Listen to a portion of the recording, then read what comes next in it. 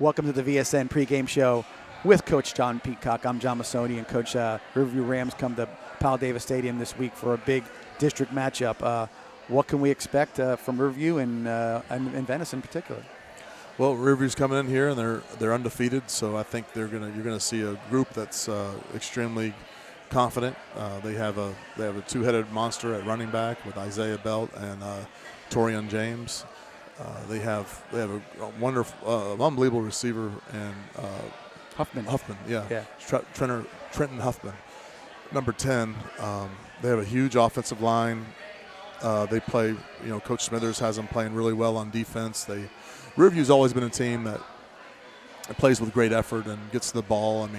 So Coach Smithers has them playing well on defense. I would say they're gritty. You know what I mean? They're always a gritty team. Tough. They're tough. They're, right. They usually have. Usually they're tough. They come out and they're going to put their face on you. They're going to be aggressive and tough and get to the football. And one thing different is Coach Smithers has their defense this year a little bit more of an attack style. Okay. And, we've seen a lot more man coverage out of them. I don't know if that trend's going to continue against us, but it's something that is just kind of evident on film. Like they've shown that a lot, and I'm not real sure what we're going to get. I have a different plan for different things coming our way, so I'm not real sure exactly what we're going to get as far as defensively. Just because I don't think they've played a team as good as us and have a weapon like Tyree Manning's. So it's going to be kind of a thing where we're kind of feeling him out where he's at, and then kind of go from there. And then, I think that our defense has been playing great all year long, and I think we just need to continue to do that and continue to get the ball as fast as we can. Absolutely. And in saying that, I go on Max Preps every week, do stats for the Venice team, and I obviously want to look and see Riverview's got, and they got great statistics offensively, the passing game in particular. And you looking at Venice's strength right now, it is our defense. It's been really a strength. Ashari Charles leading the way with his year he's been having. It's been phenomenal to see what he can do. But he's had partners in crime, let's call it, all year to go along with him. All his line mates on the defensive line, the guys in the secondary are making plays on the ball, and the linebackers have been there to make tackles.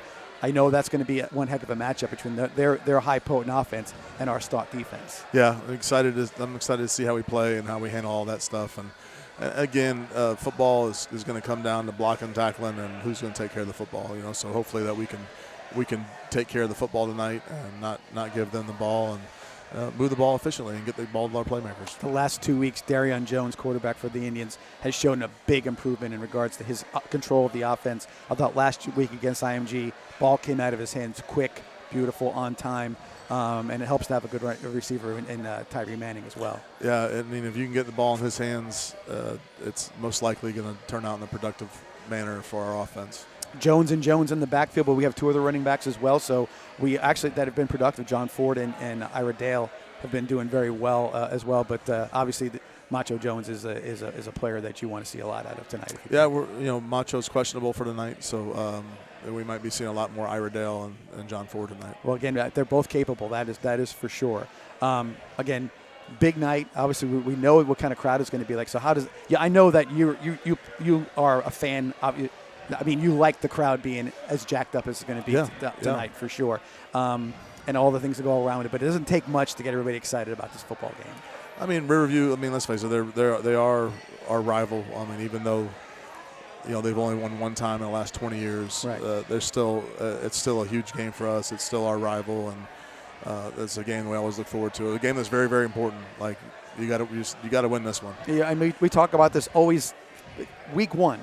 That's why we're playing Tampa Bay Tech. We're playing this. But we know the meat starts to come now. This is where it starts to happen, because this is where, if you have the goals that the Indians have every year, you've got to get these are the have-to moments in the season. And I think the kids know.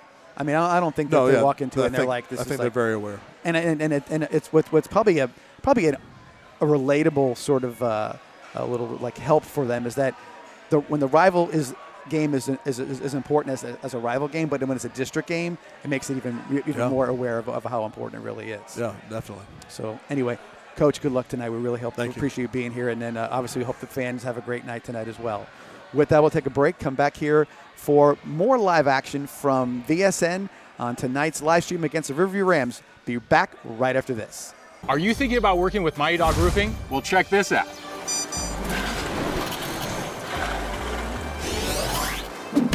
Schedule your free inspection today, and you can receive $500 off your next roofing project. That's a top dog offer right there. Proud sponsors of Venice High School football.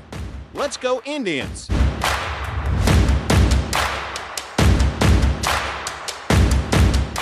It's Maverick for our friends at Tommy's Express Car Wash. You won't find a better wash than at Tommy's Express. 3 minutes in and out to save you time. With Venice now open, Tommy's now has 8 convenient locations in the area and many more to come. Join the Tommy Club here and you're a member at them all.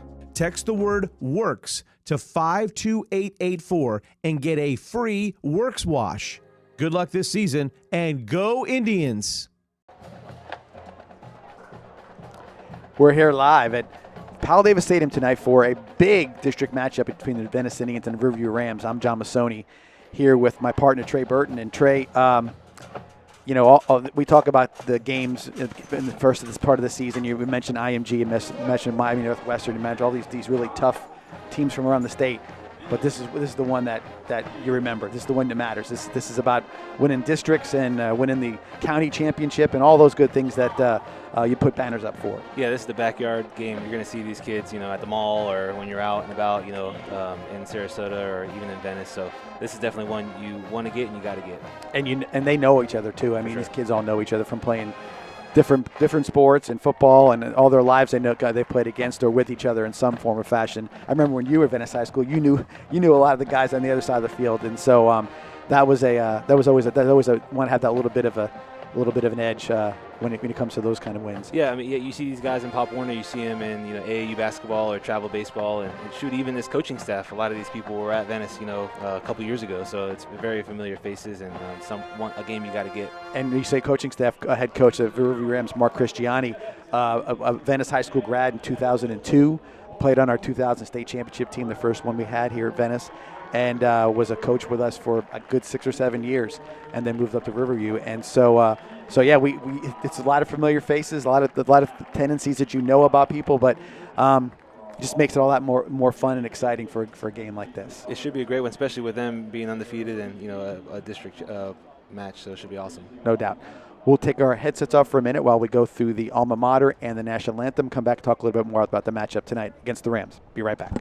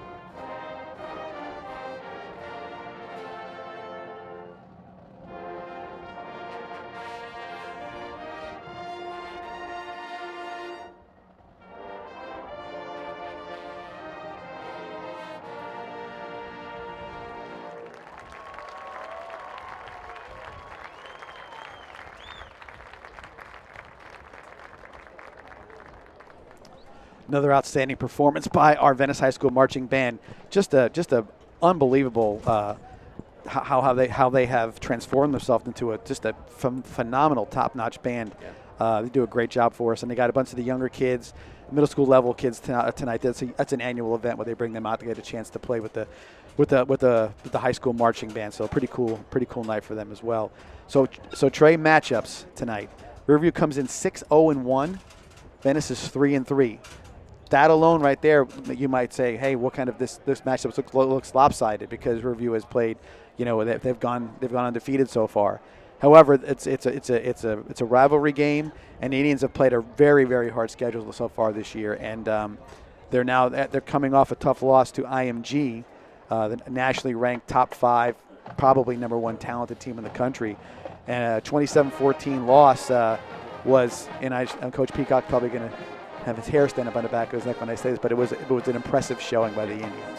Yeah, I mean, I think, we know Cristiani very well, the head coach at Riverview, and I think we would be doing a disservice if we thought that he was overlooking this game just from the familiarity and all that type of stuff. But obviously being a rivalry game and a district game and, all those things add so much weight. So you can kind of just throw all records, what you've done in the past out the window. And this should be a very, very competitive game tonight. Absolutely. Obvious for the Indians, Darian Jones, a quarterback, looked very comfortable last week. Throwing the ball, had a nice night against the Ascenders. His main target, Tyree Manning, had a phenomenal game, 13 catches, 138 yards. Looked really good, but he also had some help with his big tight end Colton Lynch, and then Landon Green stepped in, and he looked good with 4 catches as well. So distributed the ball pretty well, and Darian also showed he can run the ball. He had a 26-yard touchdown run late in the game, and again, he definitely looked a little more comfortable and looked like he was a little more in control of the offense as compared to the first couple of games he played. No, I agree. Definitely looked more comfortable. I would love to just see him continue to speed up, the process of, reading the defenses and throwing the ball to the open guy, but definitely looked more comfortable, and it will be a big challenge for him tonight. For the Rams, Parker Nippert is their starting quarterback, a senior. The Riverview offense statistically has been off the chains. They're scoring almost 50 points a game, and tossing all over the field. His main targets are Noah Chifo, Anthony Miller, number 0, and Trenton Huffman, his main receivers. And then when they look at the ground, I know that Isaiah Belt has been a big name for the Rams over the last number of years, and I think he's having as good a year as he has had in the past. Yeah, you're seeing a lot of senior guys, who have been through the program and done a really good job for Riverview over the last couple of years. So, as you would expect them to put up some good numbers, and like you mentioned earlier, the competition hasn't been the toughest out of the 2 teams. So this will definitely be a bigger, tougher test for them tonight, and it should be good. No doubt. Riverview perennially going way back has always been good on the lines. The offensive defensive lines have always had always stout guys going into the pros from the offensive line. And from what we saw in warm-ups, they had some dudes. Big boys, yeah, for sure. So their line is definitely looking the part again this year. But obviously, Coach Larry Shannon has got to really pay attention to their multi-dimensional offense, because again, they've been throwing and running pretty much at will almost all season. Yeah, and I mean, with you saying them throwing, I mean, obviously that means Ashari Charles has to get pressure on the quarterback. Weatherington, guys who have played well for Venice on defense, and Venice's defense. I mean, I think you would agree with this, that it's not even the same defense, not even comparable to the last year's defense. Well, that's what I was going to start saying. You mentioned Ashari Charles. Ashari Charles has put up some unbelievable numbers, and he's been dominant along the line of scrimmage. Not just as far as in the backfield, as far as sacks are concerned, but tackles for loss in the running game. He's everywhere for the Indians, and his partners on the line have been playing really well as well. You got Cole Weatherington on the other side holding up his end of the bargain, and Aaron Campbell and Brock Hupp look really good as well. Impressive. I was impressed last week as well, and have been all year with the back half of their defense also. Yeah. They're sometimes you're good at the line, but you don't have this. Across the board, there's been some players who have definitely stood out and on defense, and I think Coach Shannon would probably, if you twisted his arm a little bit, say that, yeah, his defense has definitely moved a little bit better than it was at the beginning of last year. That's for sure. It's almost like it's a different scheme, honestly. They were giving up so many points, and like not just, whatever, giving up a lot of points, but like they were huge plays. It was like back and forth like a track meet last year from an offense and defensive standpoint. It just looks like a completely different defense than it did, last year or the last 2 years. I think one of the undersold things as far as the Indians concerned, some key players that are on the as far as leadership on the defense are back from last year. Mm-hmm. So you have some guys, Cade Judson, Lane Kisevich, and of course Ashari Charles. They're senior leaders on those parts of the defense. Yeah. And I think it's made a big difference because. Sometimes just just look at what the other guys do and how he practices, his energy level on the field. You're like, I got to match that if I can. You know what I mean? So I think leadership by example is a big deal for what the Indians are doing. So we got a coin toss right now. I'll give you the Indian players as far as the captains for tonight. You got Dorian Lewis at number 0. Ashari Charles, number 5. You've got Micah Hayes, number 3, and number 9, Landon Green. I'm excited to see how many different ways they get the ball to Tyree Manning tonight. I mean, I know it's always different. Yeah. It's really cool and unique how Coach Peacock and the offensive staff kind of schemes for him to get the football. They move around a lot. There's no doubt about it.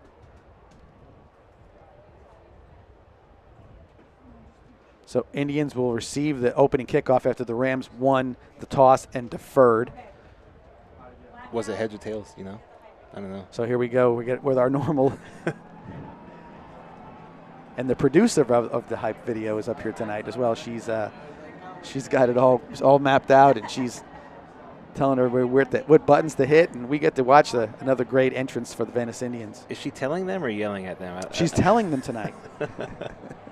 So I've been down the road of yelling, but she's telling them this time. But this is cool. I mean, wouldn't you have liked this? High school football. Oh, I know. High school football. It's cool.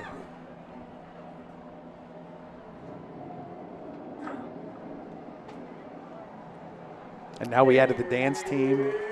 It's awesome.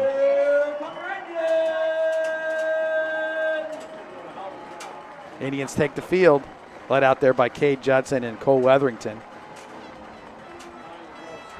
I'm a big fan of the solid color, the all green, or the all white, or all black. I like it too. Big fan of it. A little chirping between the two teams, and they're coming out to be expected, right? As expected for sure. Just got to control that energy, man. You just got to. That's the one thing we always talk about, pregame when we talk about the Venice or anybody playing. There's a third team out there, and they wear stripes. Yeah. And so you got to know they know this is a big game. They know it's a rivalry. Who knows? They could be being told, hey guys, we got to keep it clean. We got to make sure that these guys aren't doing anything. So you got to be careful with the level of a level of enthusiasm. Let's say you have on each play. Yeah, I think it'll be fine. I mean, like you said, it's a rivalry game. This means a lot for both teams, and we'll keep our heads. So junior kicker, I shouldn't say that's the Indians are receiving. I jumped to the other side there, but Tyree Manning, sophomore wide receiver, is back deep for the Indians. He's due. I mean, he's had a couple that I thought he was going to break it, and just a step here or there. I wouldn't even come close to kicking it to him, honestly. Well, if the weapon would be to get it into the end zone, so you have to worry about that and start at the 20. So we'll see if their kicker is. Nowadays, I would tell you, Trey, it's probably 80% of the kickers we see can get it either right to the end zone or in the end zone. Wow. Kickers, the evolution of kickers, you see it in the NFL. All levels. It's insane. Even back in the day, college kickers, man, they were so shaky. Who knows what they're going to do? But man, they're making kicks. And now you're in a situation where you're like with these kickers, like I don't think 70 yards is a big deal to them. They're like this, and it's all ball trajectory. It's whatever they do. Although I will say this, I have a theory that there's been a lot of blocks in the NFL. Yeah, bunch. And I think it's because the ball's coming off a little lower on some of these kicks. Because 50-yarder, you got to get it there. lower. Yeah. Sure. So I think some of these longer kicks, these guys are getting a little lower trajectory than normal. So we'll see if that's maybe somebody in the NFL will look into that for us. Number 37 for the Rams, that is Brody Carroll, senior place kicker for them, ready to kick the ball off. And here we go. Jeez, he hammered that. He sure did with ease, right out of the back of the end zone. So, touchback for the Indians, 1st and 10 at their 20-yard line.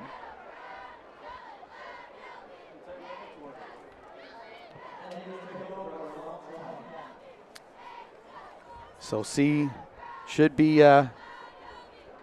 Darion Jones coming out for the Indians at quarterback. Looks like the 25-second clock down in the far end of the end zone is not operating properly, so they may have to turn those off. It is Jones and John Ford. We didn't mention, but Macho Jones is injured tonight, so Really? I don't think he'll be playing. Wow. Yes. Ford takes the handoff, and he gets stuffed.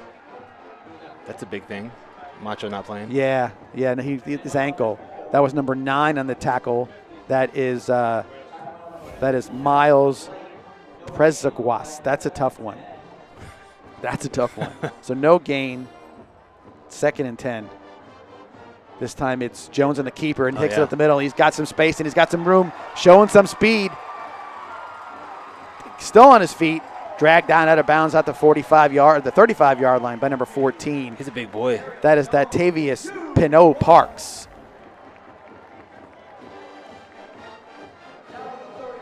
You can see they weren't quite ready for that one, and he broke it up the middle and got a nice big run. That's a 45-yard run for him.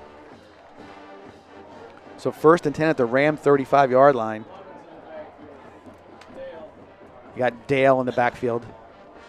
Dale takes the carry, breaks it to the right, still on his feet, and gets dragged down maybe for no gain after the second effort. It's going to be hard for me to see the Riverview numbers, but I'm going to give it to 27. Are they silver? They are silver. Yeah. Aaron Zinn, we'll give him the tackle on that one.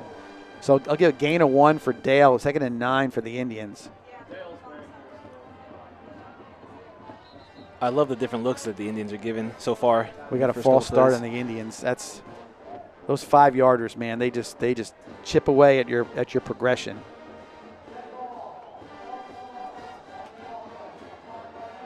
I don't know if the receiver moved or it was somebody, but there was sort of looked like somebody rolled out of their spot there. So 2nd and 14. Jones takes a step, looks, got Manning, double coverage.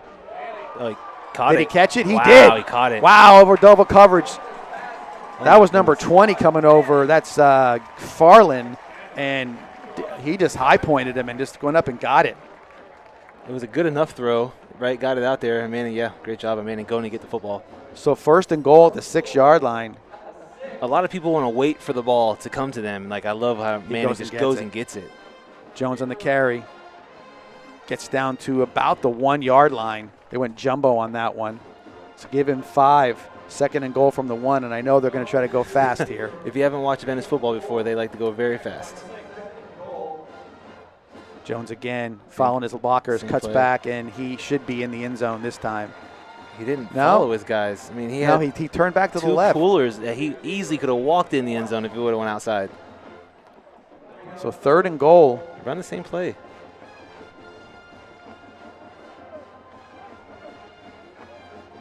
Yeah, if he should have. He there cut was it back in nobody the middle of it.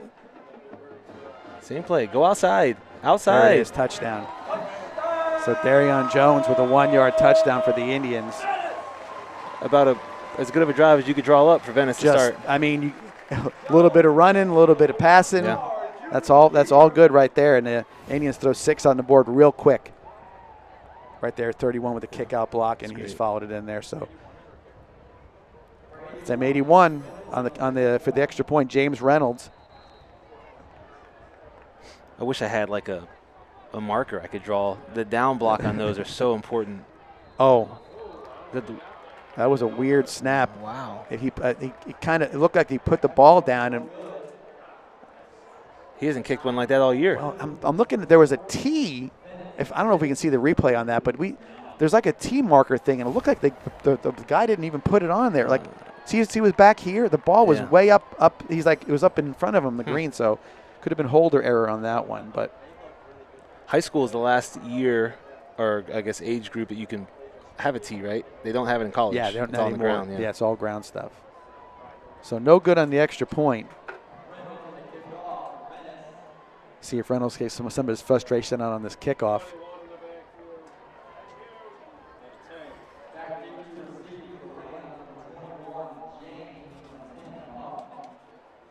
Huffman and James back deep for the Rams.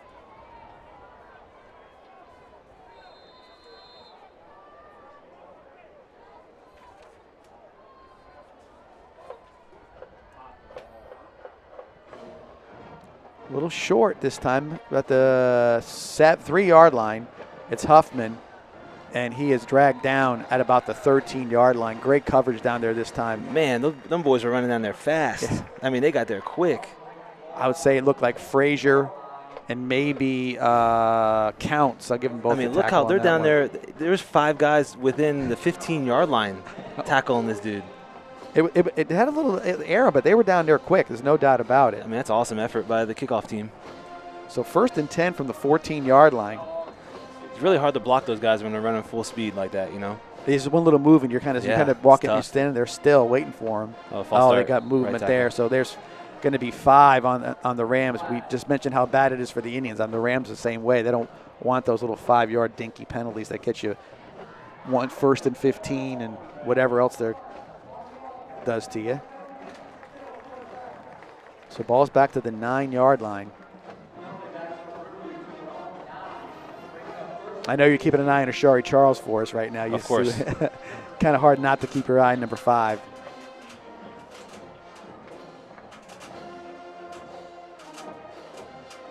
Nippert fakes, throws to Chifo. He steps out of bounds at about the original line of scrimmage. Let's give him 6 on that one. It's just an RPO.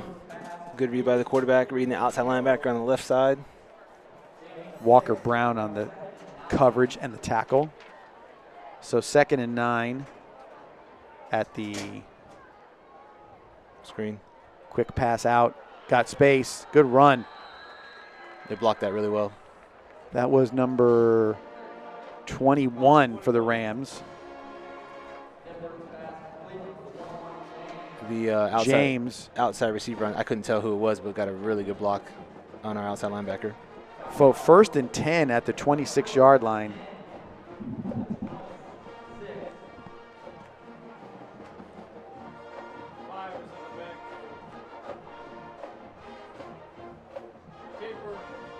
Nippert keeps it on end and gets knocked out of bounds by Walker Brown.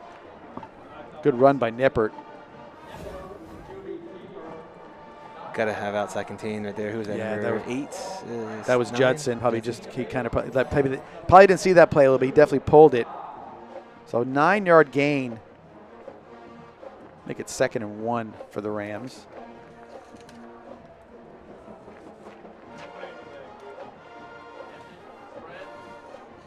Empty for Riverview. Venice is going to blitz him. Nippert throws. He's got Chifo. He makes a nice catch at about the 41-yard line, 1st down for the Rams. That's a good throw under pressure. Venice brought one more guy than Riverview could block, so he had to get the ball out quick through a strike.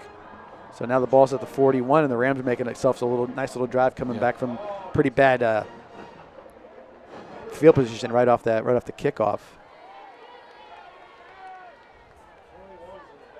Yeah, so James in the backfield. And he gets the ball, and he's kind of squirting his way through. Brought down by Neely for the Indians. Yeah, Riverview's just going to play a numbers game. Looks like they have a lot of RPOs, run-pass options in their offensive scheme. And if there's more guys in the box and they can block, they're just going to throw it out to the perimeter. And they're running tempo. I wouldn't say fast tempo, but they're not huddling. And they're just kind of get up to the line of scrimmage and calling their play. Like, they're probably going to throw it down here at the bottom. We only have 2 guys. Hands up to James again and squirts out for about a 3-yard gain. Weatherington that time on the tackle.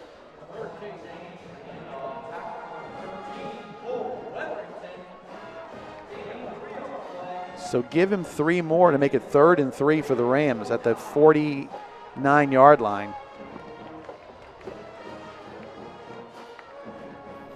That was a generous spot. Yeah. I mean, I would imagine this is 4-down territory right here anyways, right? I think so. Just make a statement. James has got the first down, this time dancing around. Neely again on the tackle, but a first down for the Rams.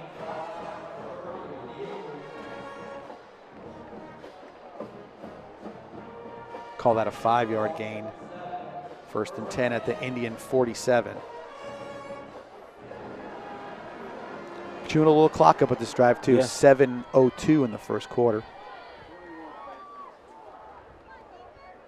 Nippert looking to throw. Hits Hoffman. Brought down by Borelli. First down Rams. Nippert's been accurate, like really accurate so far. He can run and throw it. Yeah, you know, we in the coaches show, we definitely were impressed with him. Or his coach Peacock was impressed with him about how he was poised and how he could throw the ball as well as he did. I love how he just gets to his back foot and lets it rip. You know, sees who he wants to throw it to and doesn't second guess himself and throws a strike. 12-yard gain, 1st and 10 at the Indian 35. James still in the backfield, takes the ball, kind of plowing in up the middle there, kind of pushed that middle of that line back. Looked like Borelli and Neely on the tackle. 4-yard gain, you'll take that all night. Yeah, for sure. Ball at the 31. Riverview's getting a good push with their offensive line. They were kind of flexing the tight end a little bit, but now they're kind of go more conventional with that sort of pistol look.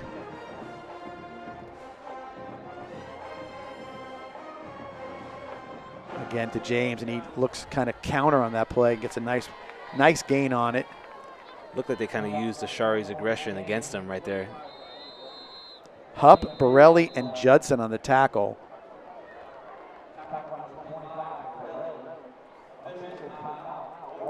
We got timeout for a water break, and we'll take a timeout ourselves. 7-0 Indians with 5:43 left in the first. Be right back.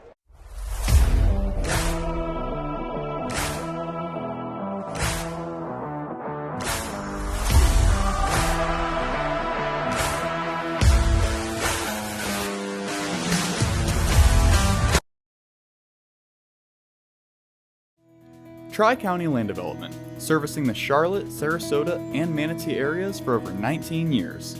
Quality workmanship in residential and commercial site development ensure that what you need is done right the first time. Tri-County Land Development.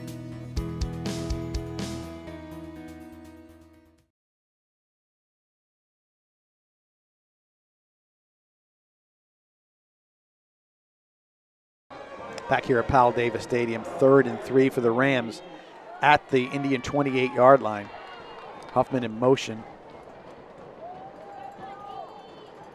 Leaving Miller alone down here.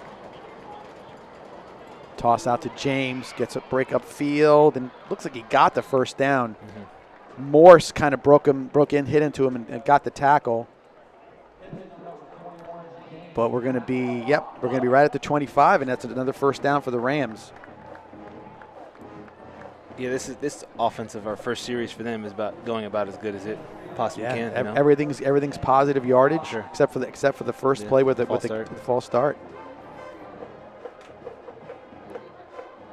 Down here wide is Noah Chifo. He's a big boy. He's tall, yeah. And then there's that flex. There's that tight end, sort of off the left side of Nippert. James on the carry, breaks free, and he's going to swoop. I spoke too soon. Great tackle. Hayes right there waiting on him. Great tackle. Wow, what a tackle by number 3. But he just got kind of sidestepping his way through some things, and a little misdirection. Got down to the 2-yard line, 23-yard gain. The Venice's, it looked like the defensive lineman, 2 guys in the gap, and that's why he was able to just make that cut right there. So 1st and goal. I got to think it's going to be James again, and it is, and he's going to walk into the end zone. Touchdown, James, 2-yard touchdown. So the Rams answer with a nice touchdown drive. 4 pass, all completions. Yeah. And then you had 9 runs, so it's ended up being an 91-yard drive if you count the penalty. James runs hard. He's not very big, but he runs he sure really hard. does. So extra point for the Rams coming in. This is Carroll. Good snap, good hold, and the kick is good. So Rams take the lead 7-6 after a very, very, very good drive. We'll take a break, see if the Indians can match them back right after this.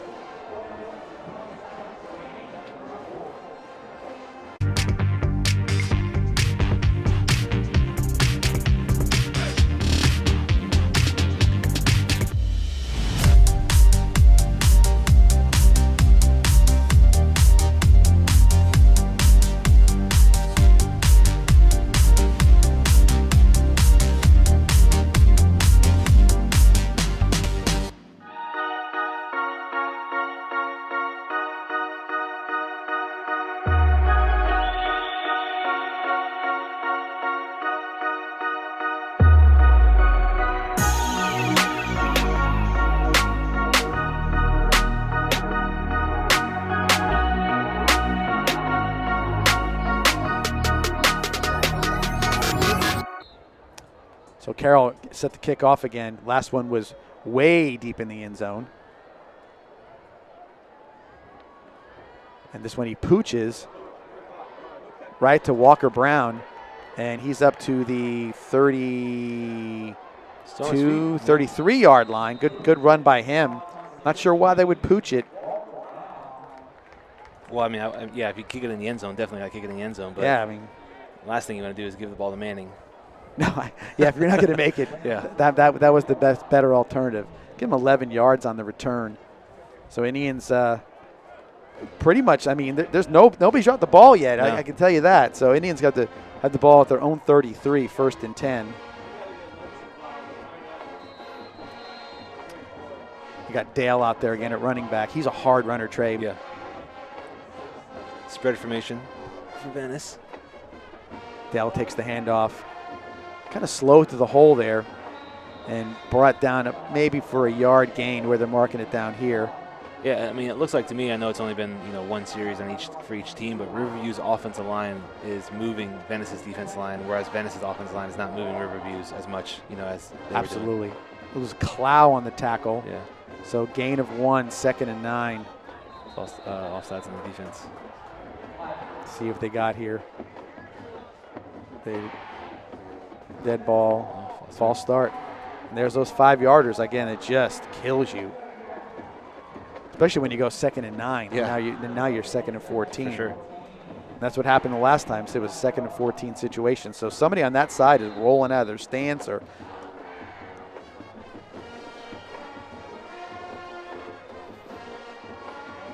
waiting for the play to get called in here.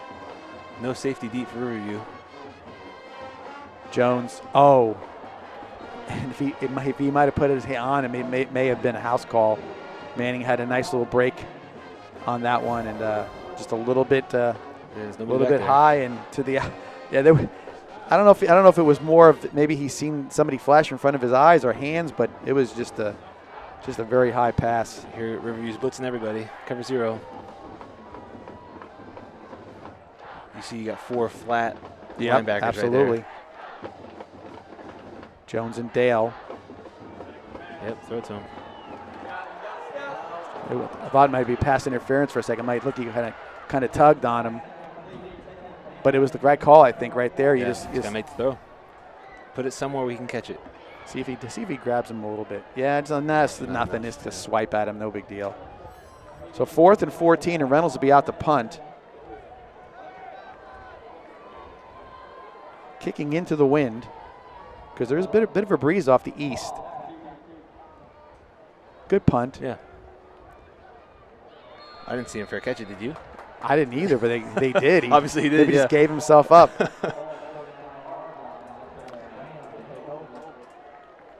So a 30-yard punt, make it 29-yard punt. So I think that wind is definitely up there.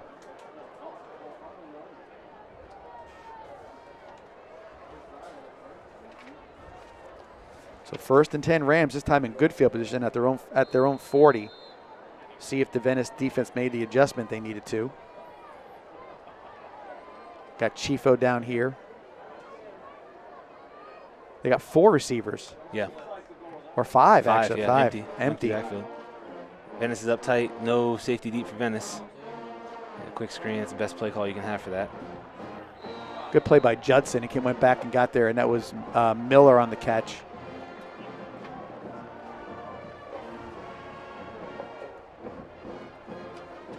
Gain of 7, makes it 2nd and 3. Yeah, I mean, one thing, if you're thinking for Venice's defense, they haven't tested you deep yet. Everything's been 5 yards, 6 yards, 7 yard throw. I think James is out. I think that's Belt in there. On the screen to Miller. Good catch and good tackle. That was Neely again on the tackle. Good block out there by number 9. I don't want to butcher his last name, but he did a good job holding on to 32. Oh, I mean yeah, that's a tough one. Yeah, it's a tough one. I'll leave that for you. Yeah, you can. So 1st and 10 Rams at the Indian 47.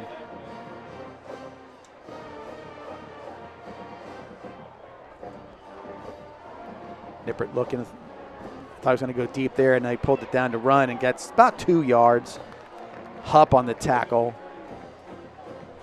with Weatherington. Yeah, there was the throw, deeper than 5 or 6 yards, and he double clutched it. Looked like he had a guy open on the post. Sometimes you don't want it, you just don't feel it. Yeah, I mean that's for Venice press. Get in their faces. So 2-yard gain, 2nd and 8 for the Rams. It is Belt in the backfield.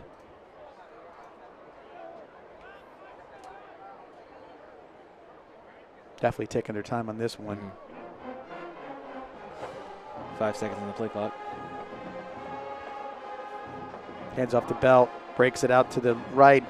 Good twisting run. Borelli had him. He just kept on twisting and picked up an extra yard or 2 with that. Again, Borelli with a little help from Kisevich. Belt, it looks like he outran his blocker. Like there's a pulling guard, and he ran in front of him. You know what I mean? I think you're right. Yeah. So 3-yard gain makes it 3rd and 5 at the Venice 42. Spread formation for Riverview. Venice is going to go cover 0 here. No safety deep. Timeout Rams. The personnel was all messed up. Yeah, only had 8 seconds left. That's it. With 56 seconds left in this quarter, 7-6 Rams. We'll take a break. Be right back here at Powell Davis Stadium. Somebody help! When Venice needs a hero for their roof, Mighty Dog Roofing answers the call, serving Venice homeowners with expert roofing, installation, and repairs. Trusted by your neighbors from Lakewood Ranch to Venice. Fully licensed, insured, and committed to 5-star service. Proud sponsors of Venice High School football. Let's go Indians!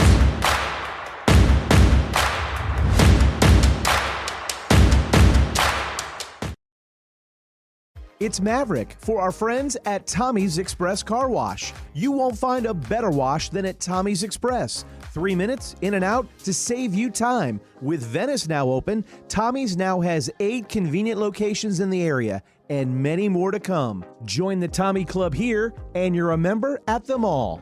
Text the word WORKS to 52884 and get a free Works wash. Good luck this season and go Indians! Back here at Powell Davis Stadium, 3rd and 5 for the Rams. Still a little confusion from the sideline on the play. They're calling 7 it seconds, in. 6, 5. Here goes Venice blitz. Quick throw, nice play. Hayes with a great play on Huffman. Little pressure that time. That definitely got the ball out of his hand quick. And you saw he sat on the route. That's the other replay, the play before. Yeah, that was Belt's replay. But 4th and 5 at the Venice 42. Trips.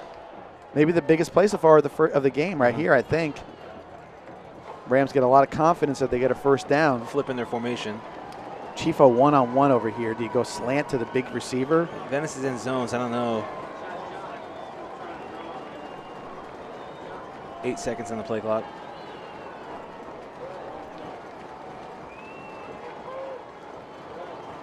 Snap to Nippert. Okay, he's got some room to run. Just overthrown. Yeah. Thought he might have gone across the line of scrimmage and then try to hit Chifo and just off his fingertips. So the Indians take over on downs. That was a catchable ball, though. I mean, it wasn't a bad throw. hit the big kid. You know, he's tall. He was behind the line, and just didn't get his feet set and just got it right over his hands. Maybe a little high. I love seeing Venice's linebackers, get after the quarterback. He decided he looked like he was going to run, and they all just closed in on him and didn't give him a chance to run. No doubt. Yeah, you're right, because that's the aggression I'm looking to see. That I think when it seems like when they've been doing a little bit extra blitzing, it does put a little bigger pep in their step. So 1st and 10. Cover 0. Jet sweep. Little pass to man, a little pop pass, and he breaks it upfield and ran right into the back of his blockers. Not much success running the football so far tonight. No, it just seems like they're running into each other a little bit. Yeah, right. Can't really tell who made the tackle over there, but there was a few Rams over there clogging up the works on that 2-yard gain. Make it 2nd and 8 from the 44. Hand off to Ford, and he's got up the middle. It's a foot race. Watch out for the ball. And he's dragged down inside the 5-yard line, but great run by John Ford. When you see this replay, 14 has got to fill the gap that he runs through. 14's right there, didn't fill it, and had to chase him down. He did take his towel off. Pulled his flag. We're not playing flag football, though. So 1st and goal at the Riverview 4-yard line. We got to get outside on Jones this. looking. Go outside. Keep going. Keep going. Bounce it, he scores. He just sort of. Goodness. It's so nonchalant. It was like me walking in the refrigerator in the morning. But nonetheless, Dorian Jones gets there, and Jones gets in the end zone for the 4-yard touchdown. Now do you start chasing points? This is always the thing for me. I don't like chasing points early, but I also know that Coach Peacock does not like. I would run the same exact play and do the same exact thing. Go to the outside. Maybe run it to the left this time, but same play. So extra point's going to be a 2-point conversion. 2.2 seconds left in the quarter. This time he hesitates, bounces around, and doesn't make it. There's not much inside. You got to get to the outside. Yeah. So 2-point conversion is no good, and this is where you're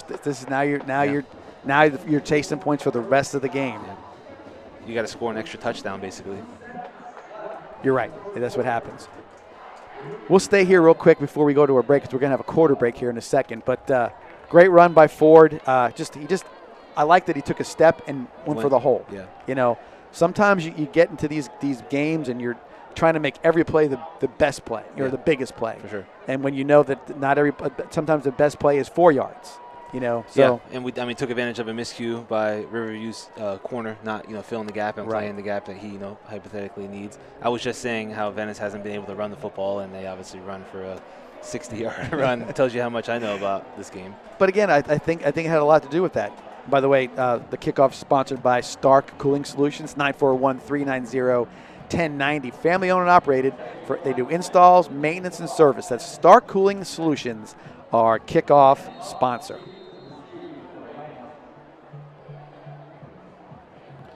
See, now Reynolds kicking into the wind again. See if he can get a little boost into this one. It's up there short again. Yeah. Watch these guys run down the field, man. They are rolling down the field. Look at that. Look at that. 10-yard line.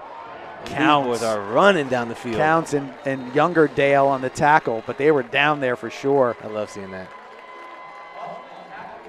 Some of these guys are guys that don't play much. They don't play much offense or defense, and this is their chance to make an impact. We used to call it, when I played, the equalizers. That's what special team was. You equalize what the offense and defense does.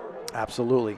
So that's the quarter with your score. Indians 12, Rams 7. We'll be back here to see if the Rams can get another long drive out of this one right after this.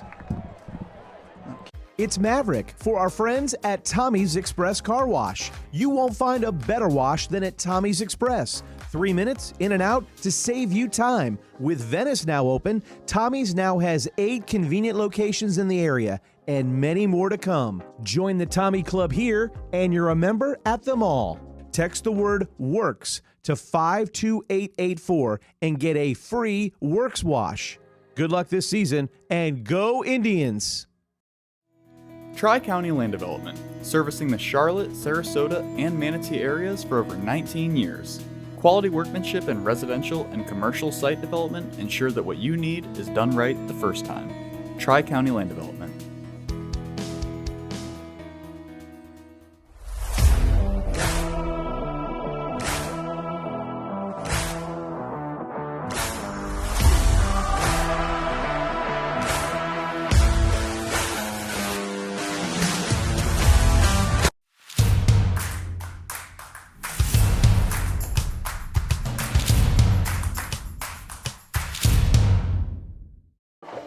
back here at Powell Davis Stadium, 1st and 10 at the Ram 10-yard line. Nippert throws short to James, got room to run, and gets up past the 20-yard line. Neely again on the tackle. That was a nice design on that play.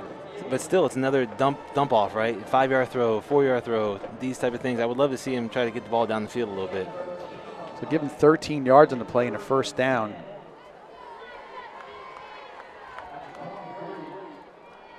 Definitely got him out of that hole, though. They're back in a little bit of breathing room. Yeah, if I was Venice's defense, linebackers, corners, I just wouldn't sink too deep right now. So now Belt and James is in a wide receiver. A little pop pass to him. Stay outside. Morse, good contain, pushed it back in. Great contain. Hupp hustling down the line along with Weatherington. This play is such a longer run if we didn't contain the outside like we did right there. I couldn't see. Was it Judson that? It was Morse. He definitely put his shoulder in there. So give him 3, make it 2nd and 7 from the 26.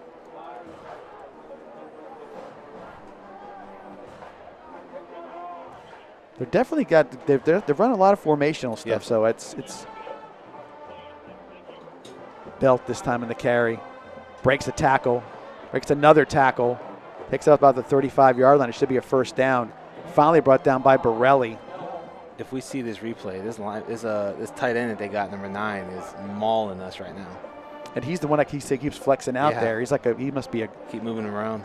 And I'll butcher his name one more time. Przekwas. But that's a tough one right there. Bringing in an extra offensive lineman, it looked like.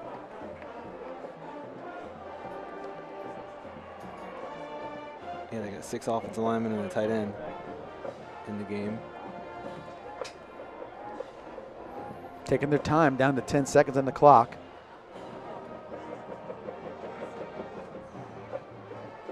Oh, kind of there you go. That time James is brought down by Letts along with Judson and Neely. That was an interesting play design.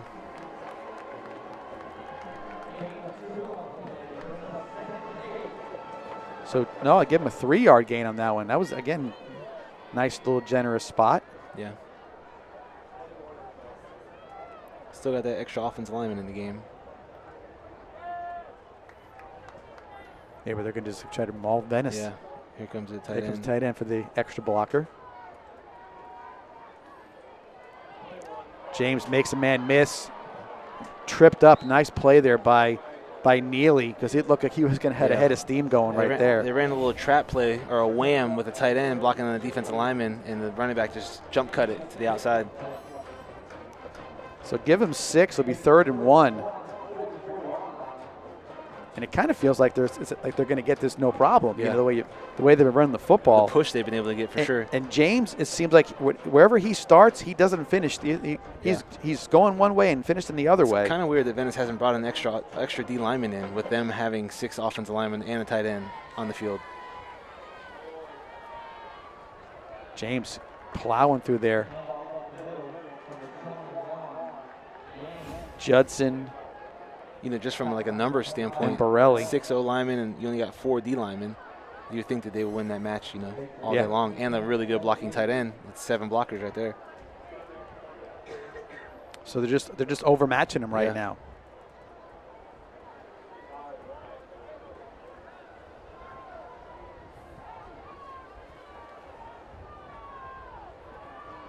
Belt in the backfield this time. Quick fake, got Chifo wide open, makes good catch and missed the tackle. Eventually brought down by Judson and Hayes. Yeah, I just don't know why you're bailing so fast out of there, you know. And just kind of was not the best effort on the tackle either. So ball's at the Venice 34. It's an 18-yard gain. Indian defense got to show something here. Belt on the carry. Bounces it down to about the 29. There's a flag on the play. Wow, that was a heck of a throw. We talked the other night about how they were throwing, looked like that, like a dart game or the old Jarts lawn dart game. Yeah. That was impressive. Hope it was worth it, but it's on the Indians. We've had some interesting refereeing. Remember that one guy had 2 flags in his pocket? Oh yeah, remember that? It's a 15-yarder. See if it's a face mask. Personal. Oof. What number? He didn't say a number. No, it didn't say a number. They won't say a number on this, but that's 25 right here. That's weak. Yeah. So he's not out of the game, huh? With targeting? No. Okay. No. So 1st and 10 at the Indian 15-yard line.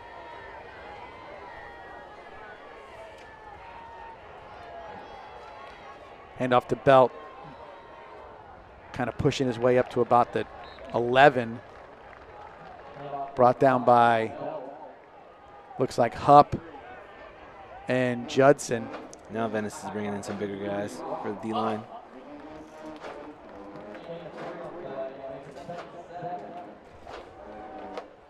So Belt gets 3, 2nd and 7 at the 12-yard line. I just don't see a need for a safety, you know? Yeah. I think you got to put more guys on the line of scrimmage.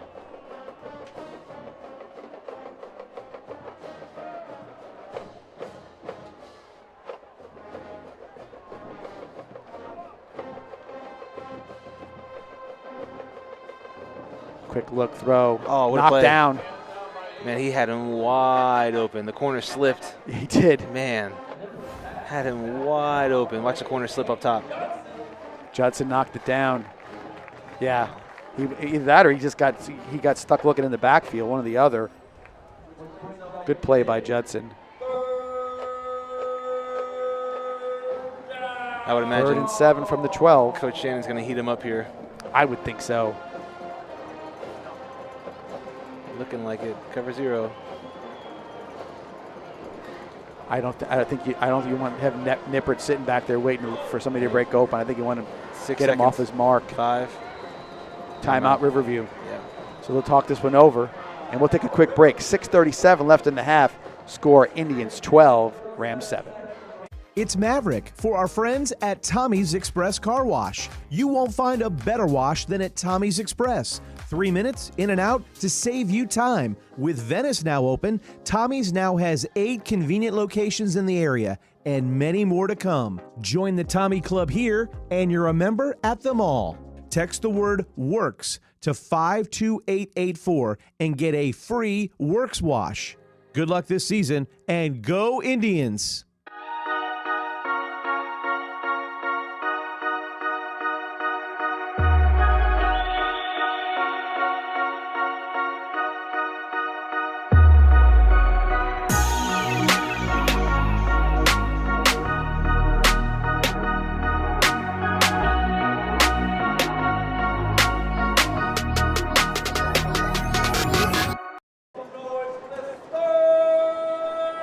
We're back here at Powell Davis Stadium. 3rd down and 7 for the Rams. Man-to-man look for Venice. It looks like they're going to bring their linebackers. Oh, false start. Yeah, 62. Look like he did. He did try to go back, though. He's like, maybe they didn't see that. So 5 yards. That's Josh. He used to do the commentating. Okay, I saw him on the sideline. Gotcha. Grant. Yeah, Josh Grant. Yeah. So 3rd and 12.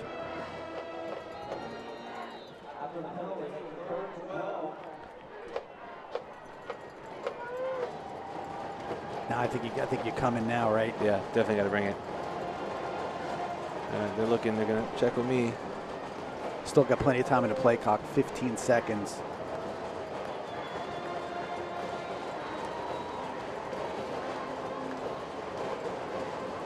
Nippert looking to throw. He's getting rushed. Throws it up. Not a bad throw to Huffman, but he just going backwards, didn't have any chance to get that one off. Yep. They're going to kick it? I think I would. Charles with the QB pressure on that one. The one guy you want to block is the guy that didn't block.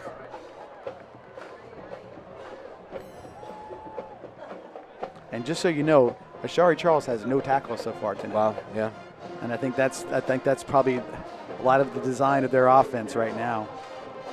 Well, they just keep running the interior, inside A-gaps. So it's a 32-yard field goal. Kick is up. It's long enough. And it's Timeout. What was the play? What was the call?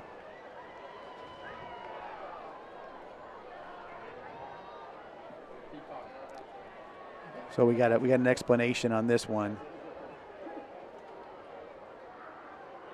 Now he's going to go out there and make sure he gets his 2 cents in.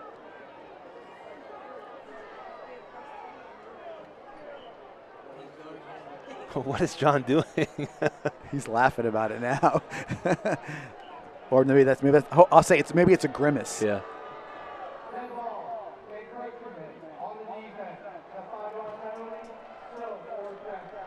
I didn't see that. Did you see it? I did not either.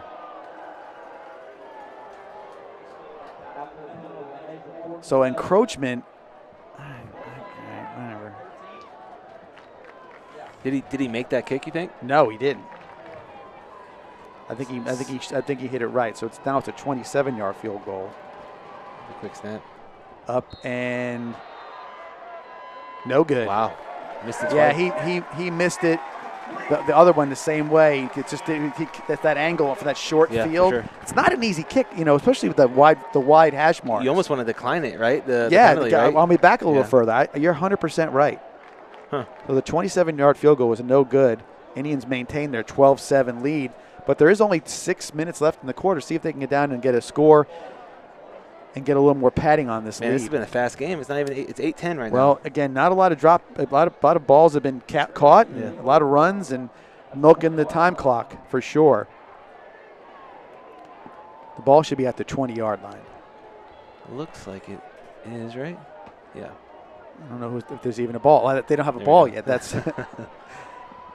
that helps. Yeah, first play of the second quarter right here for the Indians, and it's already 6 minutes gone in the quarter. So, see what they can do.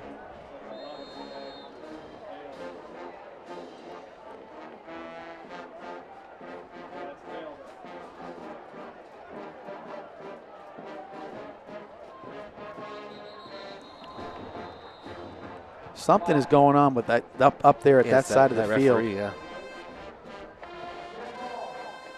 Man.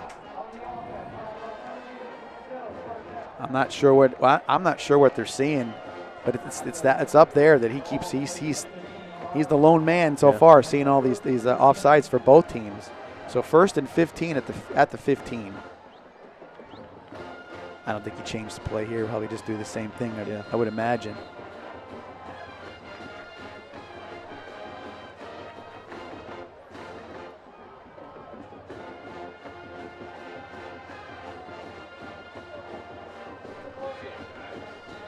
Timeout Indians. There's a lot of confusion on the side. Looked like Darian was kind of just not sure what they were sending in. Let's take a quick break. I think we need one. Yeah, for sure. 12-7 Indians. Right back after this.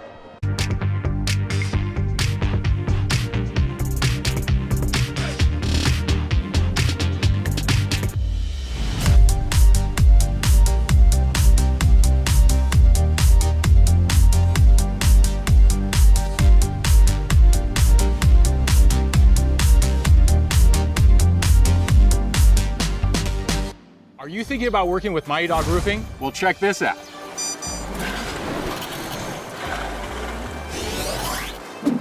Schedule your free inspection today, and you can receive $500 off your next roofing project. That's a top dog offer right there. Proud sponsors of Venice High School football. Let's go Indians!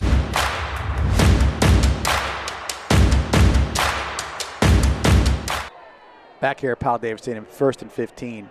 Jones fakes the handoff, gets some pressure, runs upfield, got room. Get the first down. Pushed out of bounds, just short of the first down. I know he didn't have time, but he had Manning down here on a wheel route, wide open. I see it right there. Ooh, yeah, wow. he didn't have time. And just as he was getting open, he was ducking and running. So, 13-yard gain. Makes it 2nd and 2 at the 28-yard line. You hate to waste something like that, you know. I know it's there. Pass to Manning. Dragging is the tackler down to about the 50-yard line. You do that 3 or 4 times, and Riverview has to get out of the blitz 0. Farland on the tackle. What happened? Water break. Okay. I guess we'll take another break ourselves. We just got a water, yeah, right? Take it. Water break with 6:17 left in the half. Be right back.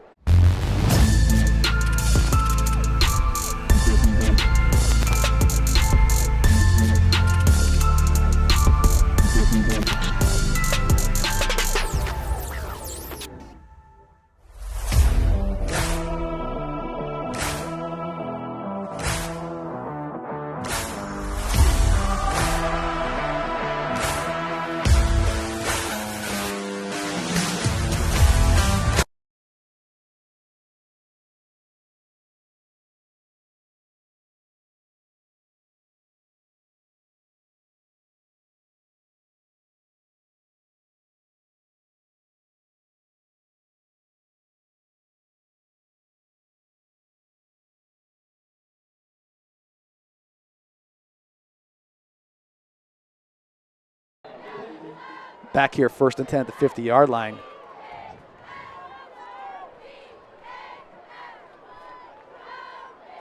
Indians waiting to call in play. See that one quick slant got him out of cover 0. There Oh, in he's face got to him Dale. He's got wide Manning open. wide open, and he hits him. Manning is in for the touchdown, 50 yards. Wow. That was a nice throw. Look, but I'm confused by the safety. The safety was just standing there in the middle of the field. I'm wondering what he was thinking. Great throw, though. It's so easy to overthrow those, man, because you're rushing. You want to get the ball out. Watch safety. You can't even see it. He just stands there. Yeah, he's getting blown by. The thing is, I mean, I guess you don't. When he's that open, you don't want to overthrow him. Yeah. So I think that was probably the proper throw. We don't have a holder out there for the extra point. Where is he? He's down here. He's the new holder, by the way. So he might have forgotten that it was his job. Give him some grace. It's okay. It's okay. Plenty of time. Maybe he was looking for the T. Hope not. Extra point is up, and it's good this time. So no problem with that one. 5:56. That was about a 17-second drive or thereabouts for the Indians, and right down the field to make it 19-7. So I guess now the defense made an adjustment. See if they continue that, and then see if they can get another score before the half, or at least hold Riverview from scoring to keep it as is. Yeah, I mean, and that missed field goal for Riverview, hopefully it doesn't, but it might come back to haunt them. And I wonder why would Peacock not go for 2 there? Like, what's the benefit of going for 1? I think it's one of those. I think maybe it might be a psychological thing. Let's get something going here, and then maybe we'll go for 2 the next time, kind of situation. So Reynolds had the wind at his back. Let's see if he gets it in the end zone this time. He's gonna boom this thing. I'm betting for sure he's getting in the end zone. Although the pooch has worked out quite well for them. Yep. So we'll see. I mean, you're right. The kickoff team has been flying down the field. Kind of squibbed it, but they're not going to go after it, and it'll go in the end zone. How about some of these NFL kickoffs? Have you been watching? Like, they've been squibbing it because they got to get it in the zone, and man, it's giving these returners fits back there. So I think I'm not sure that they knew it was going to become such a weapon for the league, but it's actually turning out to be an exciting play. 100%. You've got to have people out there to make plays, and then you have to give up blockers, and there's a lot to be done with that. So I applaud that the change has actually made something that's exciting as opposed to dulling down the game like they like to do a lot. And I haven't seen one be taken for a touchdown. Have you seen one? I don't think they've scored on one of them yet. But I haven't seen it, but I think somebody's come close. Yeah. So 1st and 10 at the 20. James in motion out of the backfield, so they're empty. Nippert looking to throw. Quick throw again. Quick throw out to Huffman. I kind of dropped it, I guess, on that one. So it's 2nd and 10 at the 20. I bet you they're going to go back to that play right there. They had, I think it was the tight end on the over route. So the shallow was running to the right, and then the tight end's running the over to the left. So they'll see that the next time. So James in the backfield again with Nippert.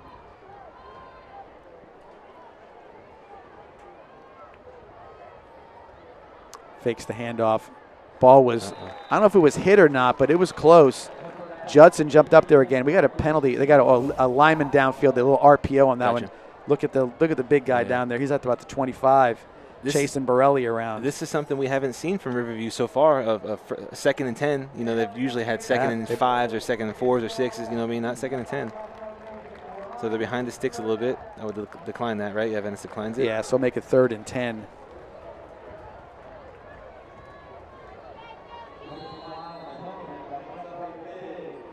I've seen a lot of games you're seeing the offensive lineman downfield. Yeah.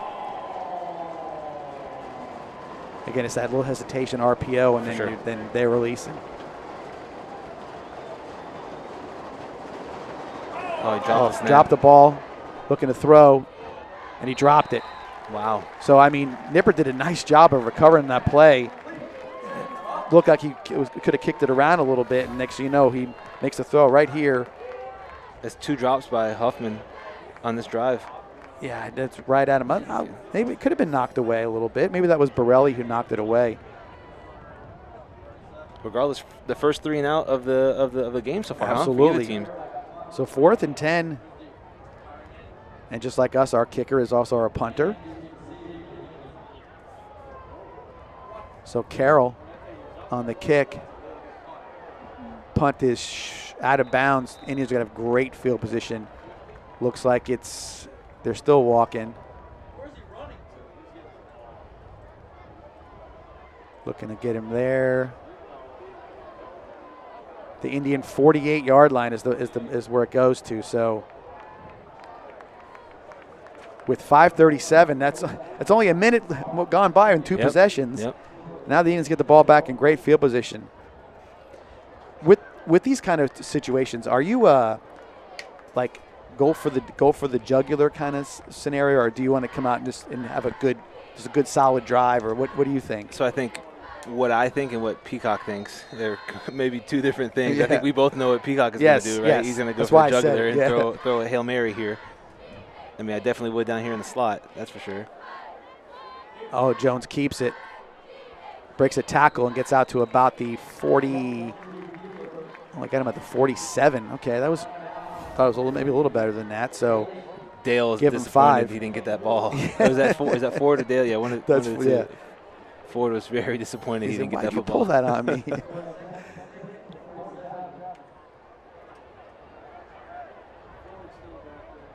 Ford in the backfield with Jones. This time Ford gets it, and he hits a wall. That was number 9. The guy we can't pronounce his name. Yeah. Good old number 9 made a nice play again. Plays both no ways. gain. Love that. Football player.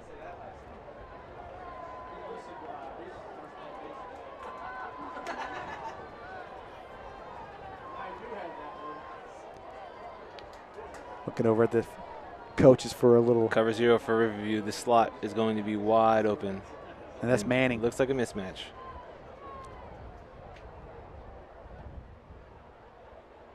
Yep, just throw it up. Look at that. Oh, he caught it. Look at that. Oh, he didn't. No, so it's going to be pass interference. And, I mean, I guess you got to call that. It was what's the kid to do, but he was all But one thing I love about Manning is that he is extremely competitive when the football's in the air. Like, that's his football, you know what I mean? Like, he is going for it. It's not like that everywhere, right? Like, not everybody does that. They like to wait for the ball to come to him, but he just goes and gets it. And he, explodes in to go get it. As a quarterback, I mean, you love that, right? As a guy that's going to go throw get it in about a 4-yard radius. Yes, he will go get it. It's amazing that he's only a sophomore. So 1st and 10, it's down to the 28-yard line of the Rams. Timeout. No, timeout. That's their 3rd timeout. So Coach Cruciani calls his last timeout, and we'll take a timeout with 4:46 left in the half. 19-7 Indians. Be back after this. Are you thinking about working with Mighty Dog Roofing? Well, check this out.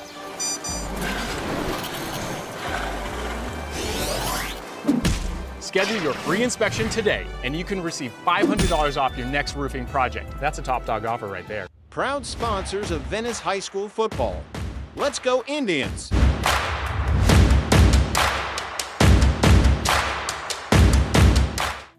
Tri-County Land Development, servicing the Charlotte, Sarasota, and Manatee areas for over 19 years.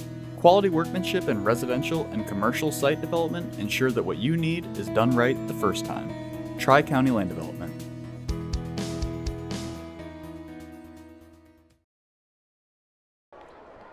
Back here at Powell Davis Stadium after the Riverview timeout.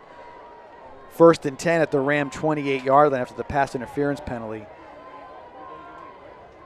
Trey, they got a bunch formation down here. You think they're trying to get maybe Tyree something with some blockers? I would be. We shall see. Instead, we hand off to Ford, and it's a good tackle. Good play. Number 4, that is Andon Clow. Good play by him. Got an injured Riverview player. That's number 30. He was in on the tackle as well. That's Caden Huffman. That's a great tackle. Timeout for injury by the referee. We'll stick here for right now. I think, but that last run, Ford bouncing it, I think that was probably good because we hadn't had much success up the middle at this point. Yeah, for sure. Even on the goal line stuff, right? Like, stop running up the middle and bounce. go to the outside. The one that Darian looked like he was sort of walking into it. He had plenty of time to get there. There's no Stroll in doubt the about park. it. Yep. All right, we're back to live action here. 4:30 left in the quarter, or the half, I should say. 2nd and 7 from the Ram 25.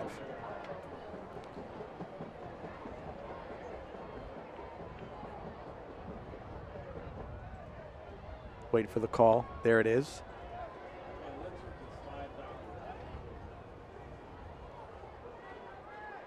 Hand up to Ford.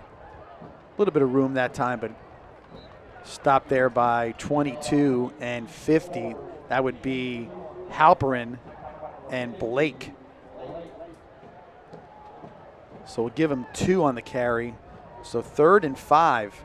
Ford comes off the field limping a little bit. In goes Dale. So we'll see what the Indians got dialed up here. You got Manning down here. It looks like he's got double coverage. So look at the safeties cheating over. There'd be room up the middle for something. I can promise you that. Even in the slot up top, man, it's a lot of space up there.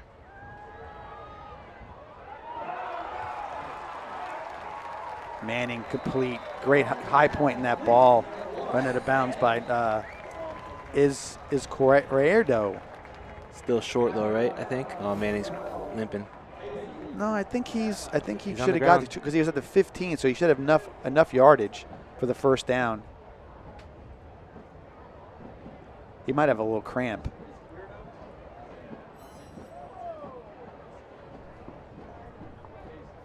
So the ball was at the 15. I don't know. I do not know what's going on. Oh. So that's what it was. And I don't see the flag. That's why I can't tell you where it came from. So we'll negate that play for a 5-yard penalty. Make it 3rd and 10 at the 28-yard line. With Manning out, it gives somebody else a chance to shine here against cover 0. I like the tight end here, Trey. Big kid. Get him running downfield, and because look at the Rams. I mean, they may back off this, but they're all there's 11 guys within 7 5 yards. yards of the line of scrimmage. There he is, tight end. He just threw that off his back foot. Yeah. So now I would say you're looking at a 45-yard field goal. I think Reynolds has got the leg. It's no different than kicking a ball through the end zone because they'll get it at the 20. Yeah. I've had this conversation with I'm sure. some coaches before, and it's like, why would I do that? But I mean, he can. I think he can make that field goal. I mean, worst case scenario, you got to try to get him to jump off sides, right? Before calling a timeout. Yeah. So a timeout for the Indians. 2:53 left in the half. 19-7 is still your score. Be right back. It's Maverick for our friends at Tommy's Express Car Wash. You won't find a better wash than at Tommy's Express. 3 minutes in and out to save you time. With Venice now open, Tommy's now has 8 convenient locations in the area and many more to come. Join the Tommy Club here and you're a member at them all. Text the word WORKS to 52884 and get a free Works Wash. Good luck this season, and go Indians!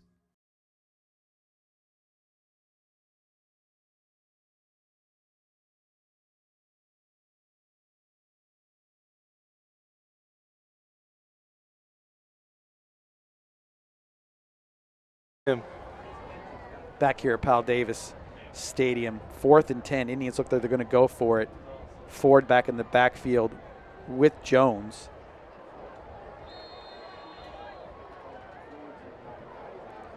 Tyree Manning back in it, but they're twins. Not going to have much time. I'd love to see him like roll out. He's got him. Got him. Oh, after his finger. Oh, we got a penalty down here, though. Right. It could be holding on the defense because I don't know where it would be a penalty on the offense. Would you think that? Who did he throw it to? He threw it to Lynch, the tight Lynch, end. yeah. It's off his fingertips. A nice throw. Yeah, great throw. Looks like it's going to be against the Rams. A little clapping on the Indian huddle right there. See what the call is. Holding on the defense, but it's not an automatic first down. 5 yards? 10 yards? Oh, no. So, it was a 10-yard penalty, yeah. so it is a first down. They didn't hold on Manning. It must have been on. It was on Testa. He was way down here. And man, that's a ball Lynch would love to catch, absolutely. I can tell you that. So the ball's at the 18-yard line of the Rams, 1st and 10. And that's one of those things like, if we want to go far in the playoffs this year, he's going to have to catch balls like that, Jones. We got flags down here too, so and a flag up there. There's flags everywhere. We're getting a little flag happy now, guys. So this is where you start looking at the referees and saying, let's play some football, So not sure what the penalty is going to be. Coach Cristiani looks like he's in on the decision making for the referees.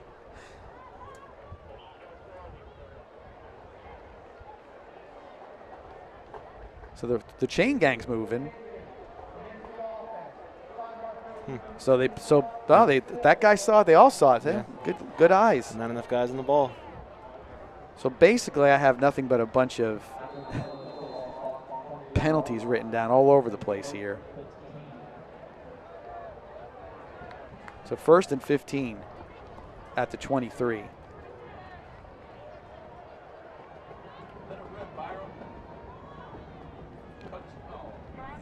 Clock is running.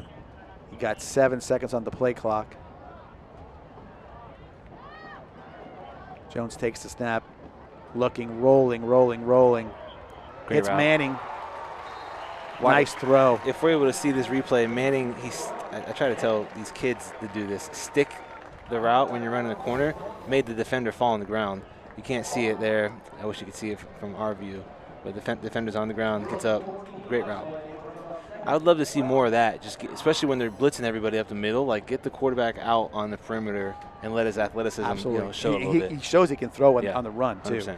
So 2nd and 2 at the 9-yard line. See, like, there's nobody outside. Ford cuts up field. He's got a touchdown. Great Good blocking right there. Yep. John Ford with a nice run and puts the Indians up 25-7. You might have been able to run through that hole right there. I John. could have. Great kick out block by 74 Mock. And he's back from injury. He's been out for about 6 weeks. Nice. So he's a big part of that offensive line. That was a mean kick out block right there. He was angry. Reynolds on the extra point. Good snap, good hold. No, the hold was bad again. He got it through though. Wow, he got it. That's 2 bad holds right there. So need to get that worked out a little bit. So 26-7 with 2 minutes left on the clock. We'll take a break, come back here, see if the Rams can counter right after this.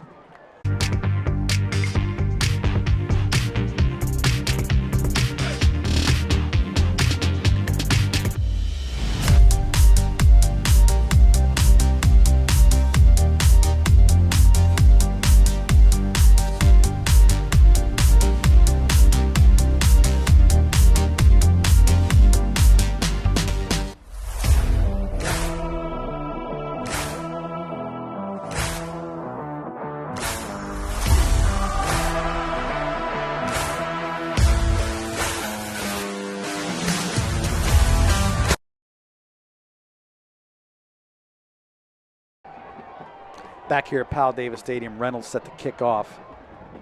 See if he can get this one deep in the end zone. And this one should be plenty deep in the end zone. That's a little bit of breeze helping out, gets to the middle of the end zone, so touchback for the Rams starting at their own 20-yard line.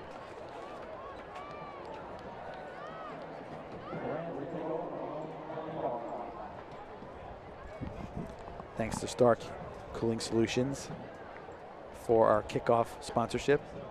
941-390-1090. Family owned and operated. Give Stark a call for all your needs. With the way that kickoff team's running down the field, I don't know if I would kick it in the end zone. I mean, I know it's a luxury, right, and all that, but goodness. It's a weapon. Yeah. It is a weapon. So Nippert's in the backfield again with James, which seemed to be the most successful combo. And James on the carry, breaks the tackle up to about the 27-yard line. Borelli on the tackle, and he has got a monster first half. He's got 8 solo tackles. I'm guessing with Riverview being 6-0-1, they haven't been down much this year, no, right? I would say. Well, I know it's been a couple of games where the other team scored a lot, but I don't think as not behind. That's for sure. Definitely not down 19. James again rips it up to about the 33-yard line, 6-yard gain and a first down. And that's where they lost track a little bit. They lost track of James. He's been very steady. Yeah, I agree. I mean, eventually they're going to have to throw it here, though. So no timeouts, right, for Riverview? No more timeouts. Venice is playing like a prevent defense a little bit. And James on the carry. They're just not finding him. Yeah. That time Ashari Charles got him. He's doing a good job of like putting his body in the B gap and then jumping to the A gap. Right, you're right, 100%. So it's kind of tough for those guys to, number one, see him, and then number two, get him on the ground. Looks like they're content with just running the half out, huh? Might be. So it's 2nd down and 6 after the 4-yard gain. Nipper got time, looking deep. Got Chifo, and that time he just overthrew him. He kind of stopped to jump. He didn't finish his route at all.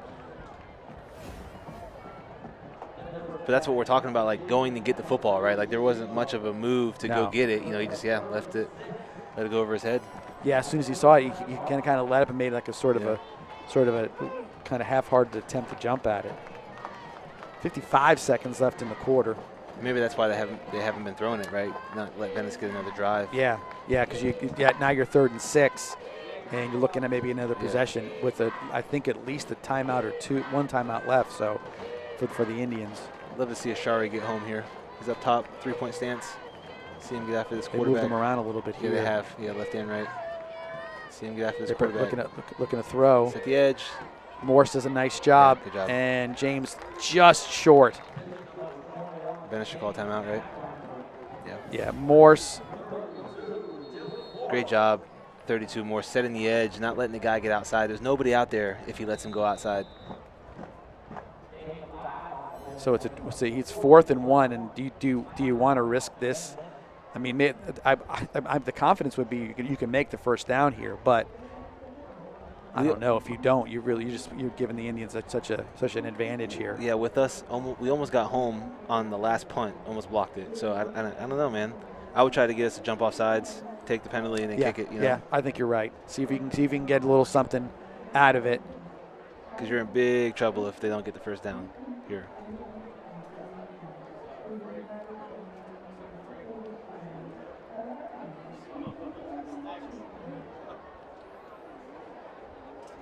So the Indians are putting their regular defense back out there. I guess expecting for them to go for it, and I think they are going to go for it. So Coach Rusciani trusting his line and his running back. Do you really get? So you just pull it and throw something deep? No, I don't think so. I don't think so either. So 4th and 1. They've had success running up in the middle though. So see if they call the play here.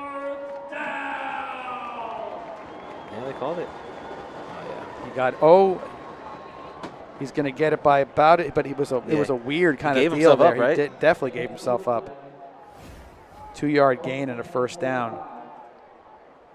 Yeah, they should just let this go to the half, right? If I had to guess. I'm going to throw it. Looking for Chifo deep, and Borelli steps into it and intercepts it. So the Indians do get the ball back with about 26 seconds left. Man, that cannon is loud.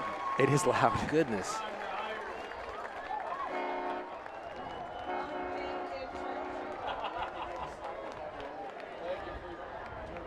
So the Indians get the ball at their own 18-yard line. So if you know John, like I know John, this is going to be a bomb right here.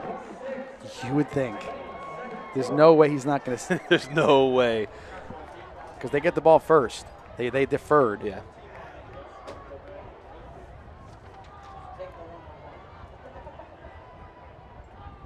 So ball at the 18-yard line.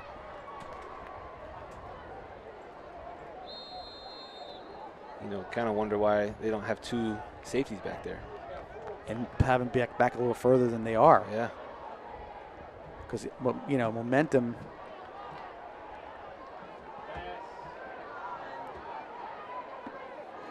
Oh, gosh. Open field. Isn't that what you want? Timeout. Got to kill it.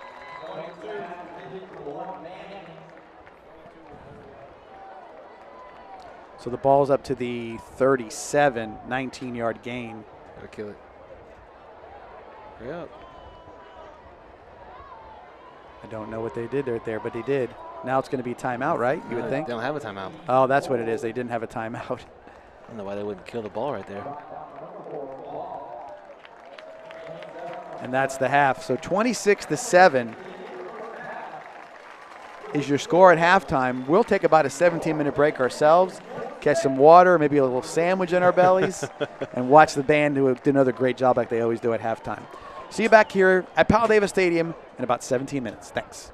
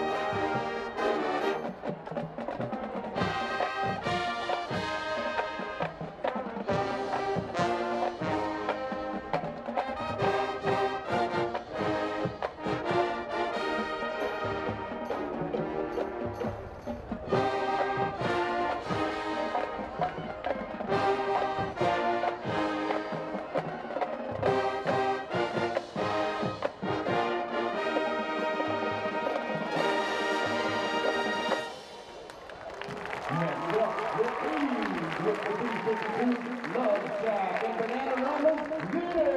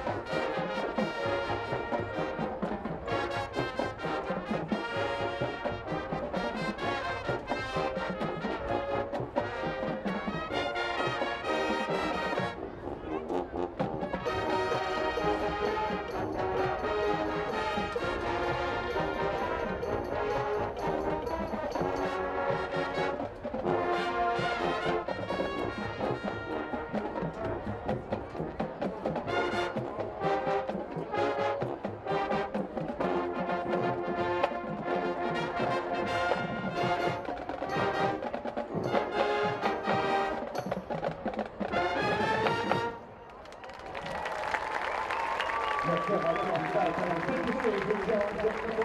I Love Rock and Roll, followed by the traditional Lord Lagoon, featuring the Highland dancers Patty Ross before full drum band.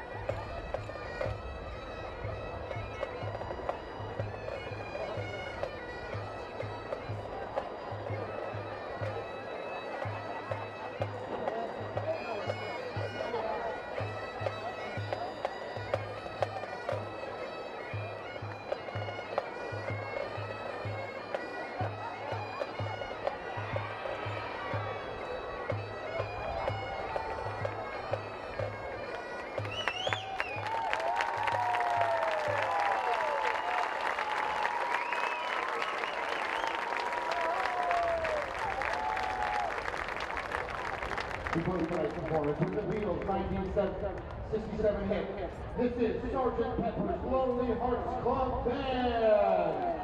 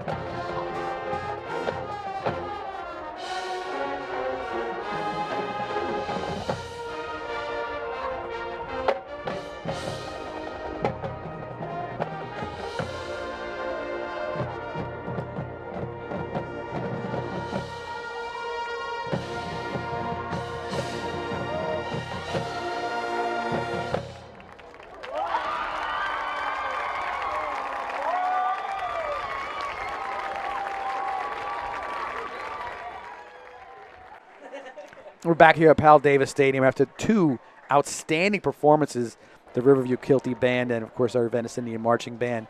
We're just commenting, Trey, how it's loud how it comes out. I mean, it's just that band has got so many really good players that it just sounds phenomenal when you're sitting up here. Man, I tried to open the window, just get a little breeze, and I was like, man, there's no way you could hear us talking if the window was open and they were still playing. There's no doubt about it. So 26-7. Interesting first half. I mean, the Rams came out and were able to move the ball pretty much at will. Running it really well. Running the ball, putting their receiver with James in the backfield. And he did a good job. Like you said, he was kind of jumping to the other hole when he was, they were supposed to be. And he made some good moves, and he was quick to get those 6-7 yard runs. And then about midway through the second quarter, the Ram offense sort of just kind of flipped the switch a little bit and kind of went up a little pass heavy for a bit there, and I think that kind of stalled them out for a bit. Yeah, they were doing really well with the RPOs and on the inside runs specifically, and like you said, the running back was doing a good job of showing running in the C gap and then jumping to the B gap, and not too many crazy runs, but obviously very productive runs. And then whenever they had to go pass heavy, they just they had a couple drops, which obviously hurt and stalled drives, and just weren't able to get it going like they were on the first drive or two. Biggest play in the half for them was a 23-yard run early in the middle of the first quarter, and that was sort of the one that they were at that point where they were just driving the ball, running the ball. I'll give you their stats real quick. 22 carries for 114 yards. That's not bad. That's about 5 yards a carry. That'll win you ball games all the time. And then 9 for 18 for 82 yards in the passing game. But they went 0 for 7 the last 7 passes of the second quarter. And I think that's where that stall kind of came in. 2 of them were drops, as well, but definitely not on the quarterback. No doubt about that. Venice on the offensive side of the ball, 16 carries for 149 yards. John Ford, 7 carries for 74 yards and a touchdown. Darion Jones, 7 for 73 and 2 touchdowns. And then Ira Dale with 2 carries for 2 yards. Passing-wise, Darion Jones, 6 for 9 passing, 139 and a TD. And it's pretty much easy to figure out who caught the ball because Tyree Manning with all of those catches, all 6 for 139 and a touchdown. So a heck of a first half for him. But overall, I think you would take 250-plus yards of offense in the first half of any football game, and you'd be happy with that one for sure. Yeah, 100%. And Ford was able to break off that long, what would you say, 60-yard run, 55-yard run? It was 52 yards. Yeah, 52-yard run. And then we also had, the drop by Lynch that was in the end zone that probably should have caught, right.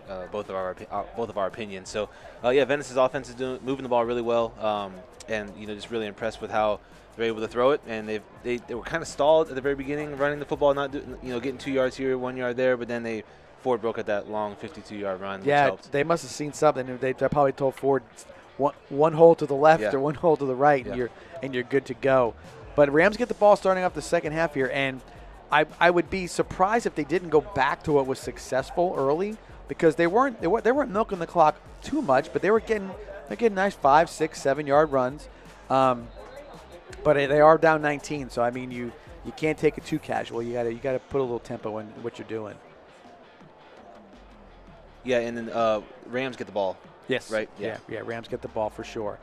So we'll see what happens. Penalty wise, I know there was a lot of little ticky tack penalties, but the Indians finished with six penalties for 40 yards, and the Rams had 4 penalties for 35 yards. So, I wouldn't say one way or the other. all those 5-yarders were sort of the either rolling out of their stance or something that the one referee was catching on to. So we'll see if they can, if everybody can clean it up a little bit. But so far, not too bad. I've seen a lot worse with penalties 100%. In high school football. For sure. And then we also had the missed extra point for Venice. Missed extra point. That's got to get fixed a little bit as well. And then missed 2-point conversion. Missed 2-point conversion as well. So some points were left out there for sure for the Indians. That's Stark Cooling Solutions, again, our kickoff sponsor this year, 941-390-1090. Is family owned and operated. Give Stark a call for all your cooling solutions.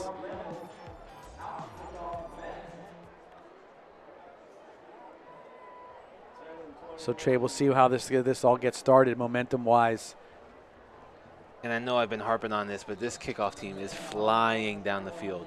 You're 100% right, and he's back into the wind again, so we may see that need for speed on this next kick here.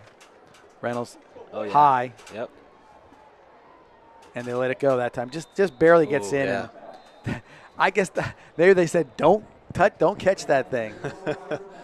That looked like my 56-degree wedge, out there at Mission Valley.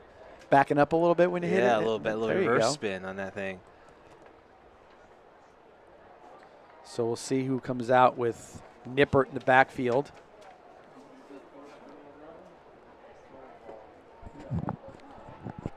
Looks like Nippert's got James with him. So back to the scat back. See if he can get hot again here in the start of the third quarter. Chifo down here to the formation's right.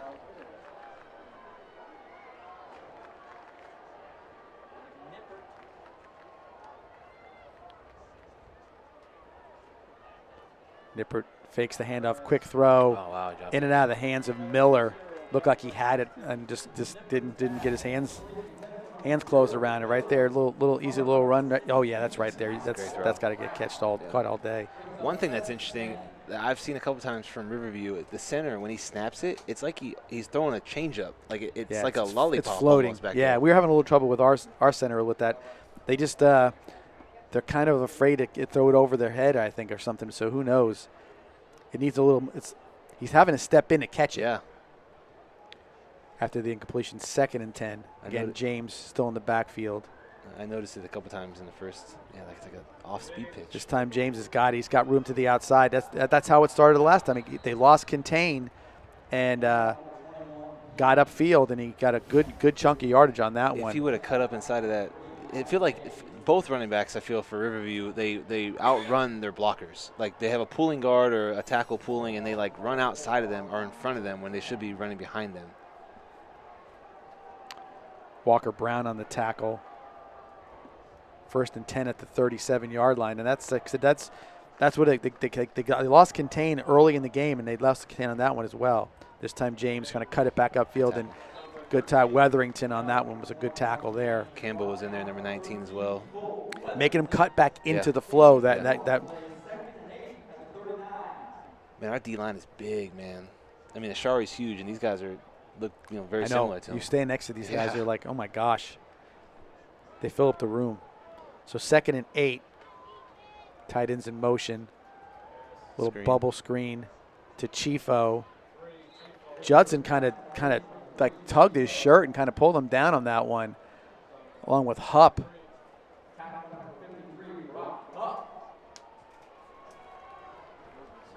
So gave it 2 again, makes it 3rd and 6. It's a good tackle by Hupp. I mean, it's easy as a defensive lineman to not hustle out there, and flow it, make any type of impact on something like that. And especially on that play, you want that line because they're coming towards you. Trips to the field for Riverview. So it's trips, but it's also quads because the running back is on the right side. I gotcha. So let's see if they put him in the pass concept. Nippert hands off to James, and looks like a play that's going to work for them. They're going to be real close to the first down. I think he got it. Judson again on the tackle. And Neely. Look right there. He kind of bounced it and got all kind of clogged up. You see how he's behind his offensive lineman right there? Yeah. Like he put his hand on the offensive lineman's back and let the guy block for him and just cut off of him. They haven't been doing that. They've been outrunning the offensive lineman. So that time they didn't. They got the 7 yards and a first down at the 48. trips to the field again, wide trips, quads really.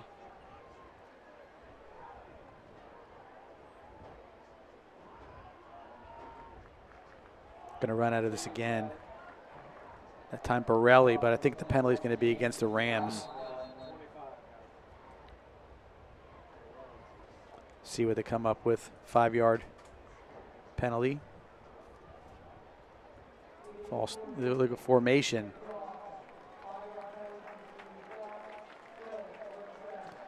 So that makes it 1st and 15. What was? Look at the formation. Where there's too many people, not enough on the line. In the backfield, yeah. Somebody must not have been on the ball. And usually check with the referee, and they'll tell you. Yeah. Little lapse in judgment right there. So 1st and 15. Nipper takes a snap, hands off to James. James has got room again. This time, look like a good play there again by. Looks like it was Neely and Borelli on that one. So 3 yards and 2nd and 12 now. I'll make that 4 yards, 2nd and 11.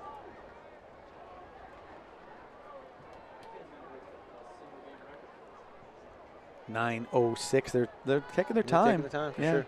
They're in no rush. A lot more runs than passes.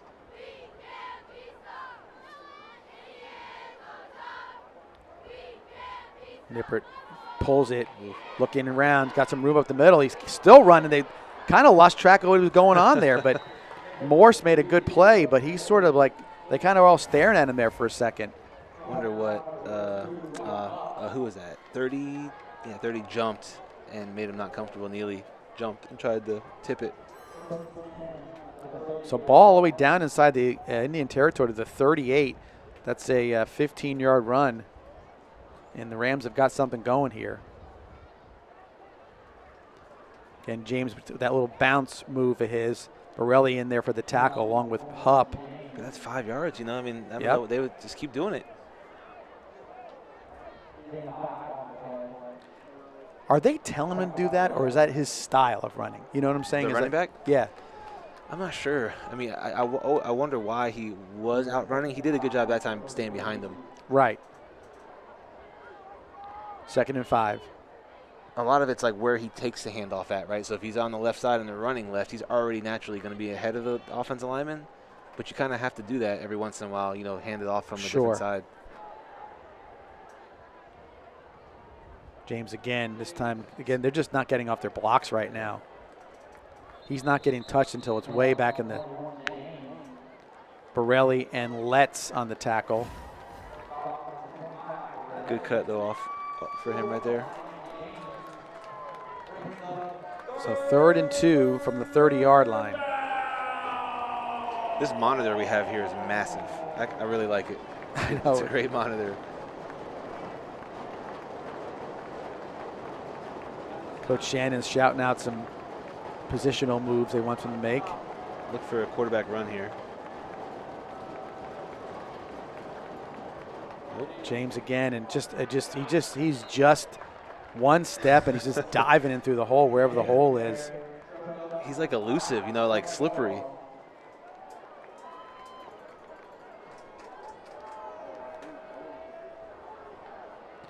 Ball was marked at the 26-yard line, 4-yard gain and a 1st down. James is out now. Who's that, Belt? Yeah, Belt. 5. How many plays has this drive been so far? We're at play 12.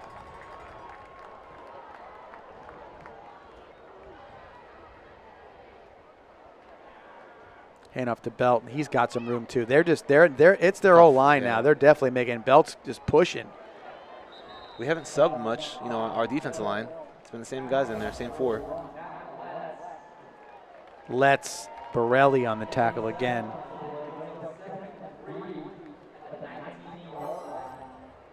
It's the same thing that I was talking about earlier. I don't see a need for a safety, right? I think I see a need for another defensive lineman. You put 5 guys down on the line. And that time they got caught way out of position. They were trying to make a good play by Neely because they were all confused on that one.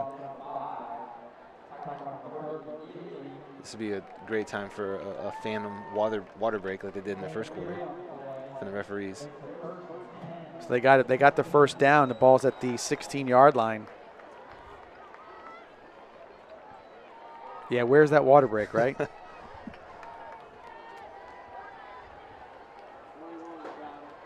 That time there's nowhere to go. They kind of got through. Looks like it was a Shari Charles on that one.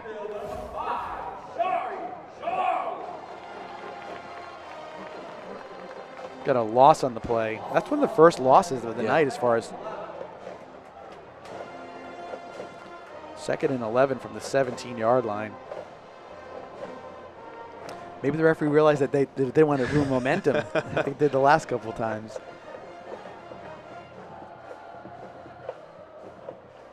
And that is James again. So they're going to call a cut block on number 9, I believe.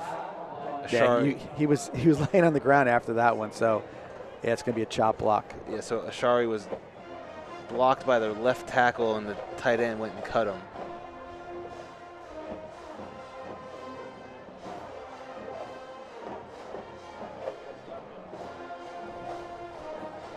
So that's going to be a big penalty. Because he was all down inside the 10-yard line after that run.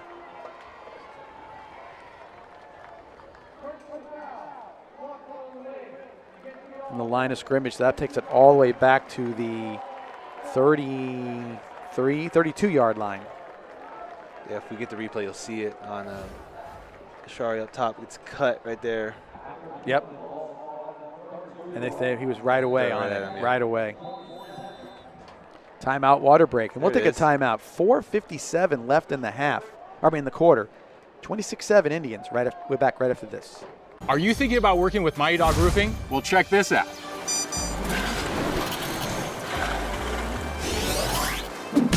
Schedule your free inspection today, and you can receive $500 off your next roofing project. That's a top dog offer right there. Proud sponsors of Venice High School football.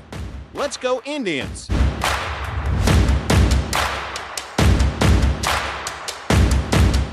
It's Maverick for our friends at Tommy's Express Car Wash. You won't find a better wash than at Tommy's Express. 3 minutes in and out to save you time. With Venice now open, Tommy's now has 8 convenient locations in the area and many more to come. Join the Tommy Club here and you're a member at them all. Text the word WORKS to 52884 and get a free Works wash. Good luck this season and go Indians! Tri-County Land Development, servicing the Charlotte, Sarasota, and Manatee areas for over 19 years. Quality workmanship in residential and commercial site development ensure that what you need is done right the first time. Tri-County Land Development. So after the penalty, it is 2nd and 26 from the 32-yard line for the Rams. Obviously, their best weapon has been James, but I think it's got to be a pass worked into this situation here. Yeah, at some point. They haven't had much success throwing the ball down the field, so. This time Nippert pass all the way, looking. Got Chifo down there, and Chifo. Interception, no? Did he get it? They complete. Okay. Walker Brown with a good play right there. I thought he caught it. So did I. Oh, no. Yeah, it just kind of slipped out of his hand. I mean, to Nippert's defense, I mean, there's not much creativity in these routes. You know, that concept that these Riverview offensive coordinators are calling. No, that route was running. Just Walker Brown's playing off. He just ran right to him. Nothing to it, There's nothing over the top. Maybe a back shoulder might be something you want to work on, but who knows? They're moving everybody around. They're bringing Ashari. He's going to get a head start on this one. So 3rd and 26. 3 seconds left on the play clock. 2, 1. He didn't get it off. They called timeout. I don't know if you wasted timeout there, do you? I wouldn't have, especially 3rd and 26. But the Riverview takes a timeout. We'll take another timeout real quick. 4:50 left in the quarter. 26-7 Indians.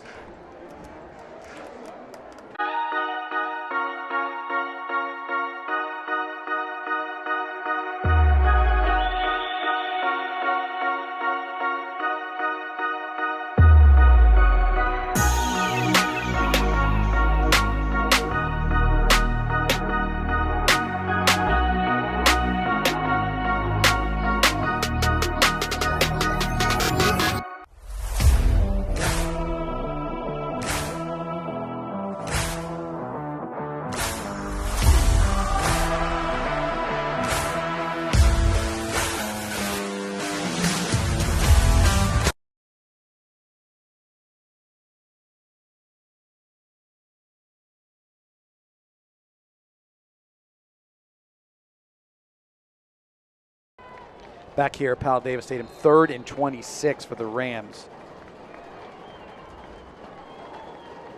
They're looking at Ashari. He's moving around, trying to find a way in. He got it this time. And he almost hit Nipper, but Weatherington got him. What happened? He went to throw it, and he was going to hit his arm, and he tucked it in. It was a great move by him. That's just killer for Riverview. You need to burn a timeout like that and then not be able to even throw the football. That was the play before. So 5-yard loss is 4th and 31, and I think you go for it. But, I mean, I think you're telling Nippert, throw it up. Yeah. Let somebody make a play. You got Chifo's a big, tall kid over here with Walker Brown. I'd be throwing it up all day.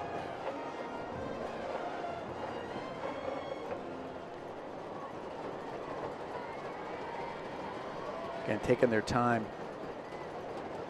Here comes Shari. He got him. That's next level right there. His get off is so fast, man. And Nippert's down. Hopefully it's just the wind knocked out of him. This replay, just watch how fast. I mean, Ashari gets off the ball. The left tackle is barely even out of his stance. He didn't have a chance on that one.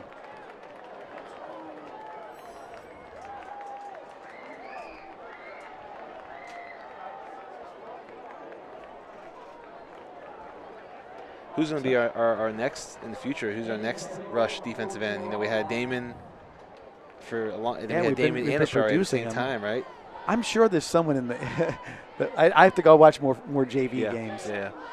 So the Indians get their first play on offense with only 3:52 left in the quarter. Wow. So it's 1st and 10 from their own 42-yard line. Jones in the backfield with Dale. Dale takes it and he's got room. And he's a faster kid than you think he is. He is moving. He's the guy that I'm just gonna say, like, if he ran the 100, he'd run the first 20, and the X80 would be forget about it. Yeah. So a 58-yard touchdown run by Dale.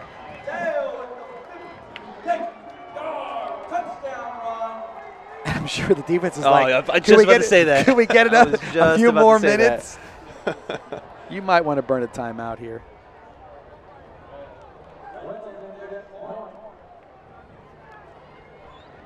Because they're like, whoo, we did.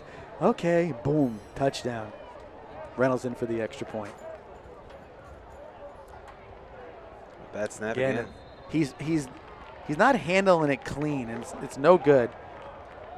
It's there, and he's too much with the mechanism of it. You've got to get it, put it down as fast as his top hand is still on the ball. So it almost looked like the ball hit the tee on the snap. That's I'm saying. It's weird how whatever's going in that little area right there. It's not working out too well.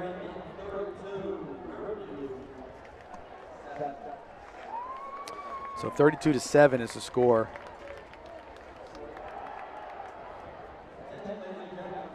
Only good thing about this is that there is some time being wasted with all the extra points and the teams on here.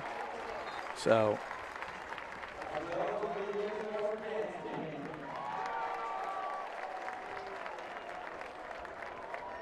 we've got St. Pete Lakewood versus Cardinal Mooney. That's a good game. I'm trying to see if there's anything else. Mooney has played as consistent as any team in the area. Yeah, they have. Mooney, Booker, Venice, not Riverview, and Southeast. Here comes Reynolds, said the kickoff. That was going to be close. Dude, he better be careful with this. Oh, it didn't go in. See? Oh my goodness. That's now there's a 56 you want to hit right there, right? Exactly, yes, for sure. Oh my goodness, what a kick. That they're going to give it the 2-yard line, but that's a generous spot. Man, that thing came straight down, and it caught the ball the right way. So that pooch kick has been now. I wouldn't call that a pooch kick, but boy, what a weapon it's turned into. I feel like it's deja vu. I just did that a couple hours ago on the golf course. Did you make the putt? No. Oh, there you go. It doesn't even matter. That's why I don't want to talk about it anymore. So 1st and 10 at the 2 for the Riverview Rams. 98 yards ahead of them. You know, because like, what's the difference between him fair catching it and something like that, and the ball going in the end zone, right? Like, it's the same thing. They get the ball at the 20-yard line. Yeah, right? but I'd still get him right to the goal line and Yeah. say you need to get on that thing. That's where the mistake was made. All right, 1st and 10.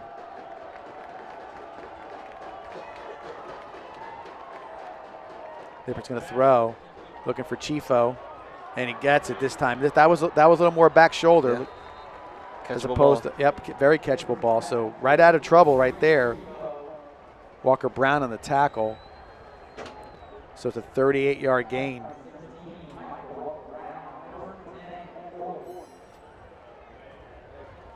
That's probably their first throw over 8 yards. It's 9 yards? yeah, that is it. There's been a few that have got a little extra afterwards, and I give them credit because I thought everybody was thinking 100% run being in that situation. Yeah.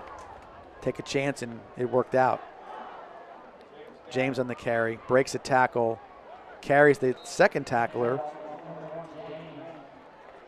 who is Neely. Man, it's looking like this defense is going to be out here literally for the whole entire this is third gonna quarter. this is a test right here, guys. I can tell you that. Ball at the 45, 2nd and 5. Nippert looks. He's got Huffman wide open. 2 big plays. Judson and Kisevich on the tackle. Put it right on his body, too. Great throw. So Huffman with the first down catch. Ball is at the 35 of the Indians on a 20-yard reception.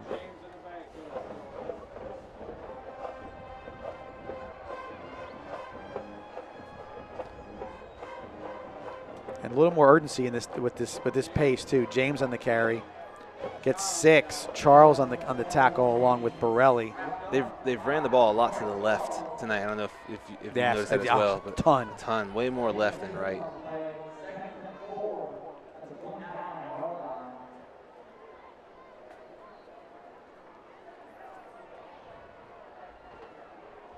Yeah, I would be keeping the tempo up here if I was Riverview. I mean, the Indians are definitely tired. Look how they're waiting. They'll have the same movement. James this time. Oh, Hupp did. I mean, put your body weight on him a little bit. He did a good job. Still got him. Yeah, for sure.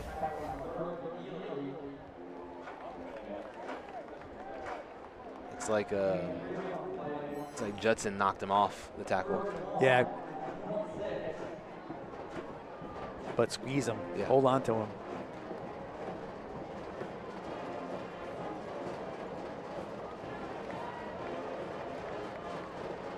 James, Charles coming backside.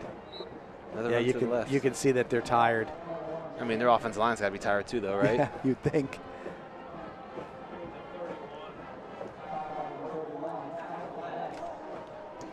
Give him Let's the tackle. So it's a first down at the 23-yard line, gain of 3. Again, taking their time.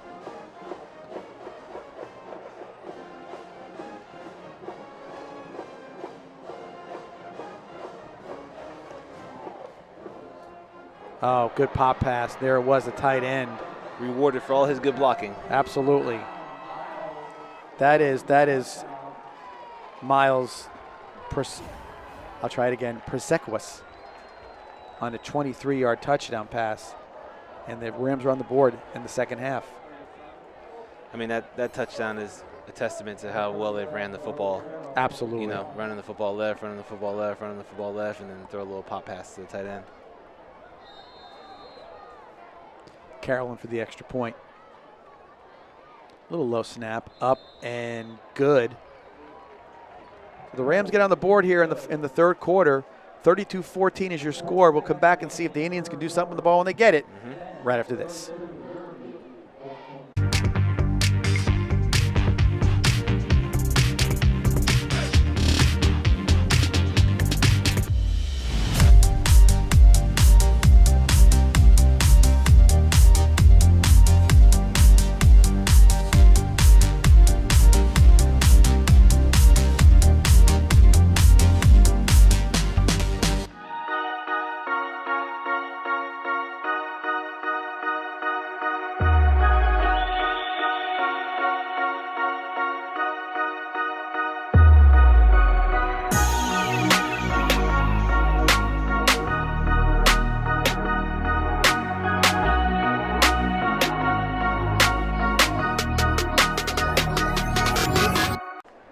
Riverview set to kick off. We're all talking about whether or not they think there'll be an onside kick. I think it's got to be.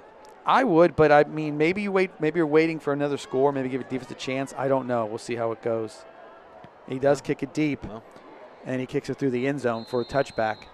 I might have kicked it. I mean, I know it's Tyree, but maybe kick it to him, and because the blocking assignments are going to be a little messed up. Bro, I am never giving Tyree the ball with open space ever. There's no scenario. Just playing devil's advocate. So Indians have one play in the third quarter. Looks like they're going to have at least two. Oh, cool. Before this quarter is over.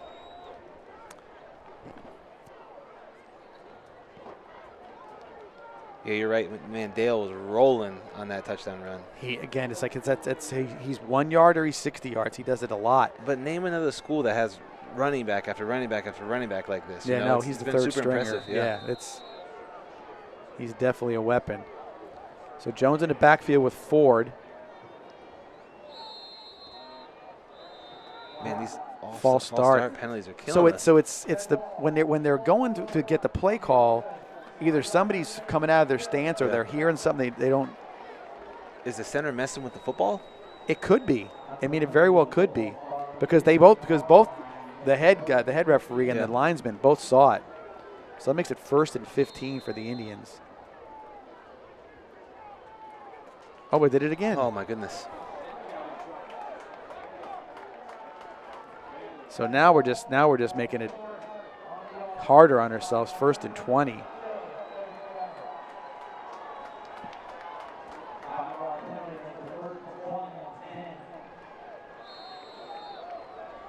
So again, it's something that they're not getting the snap countdown. Here we go again.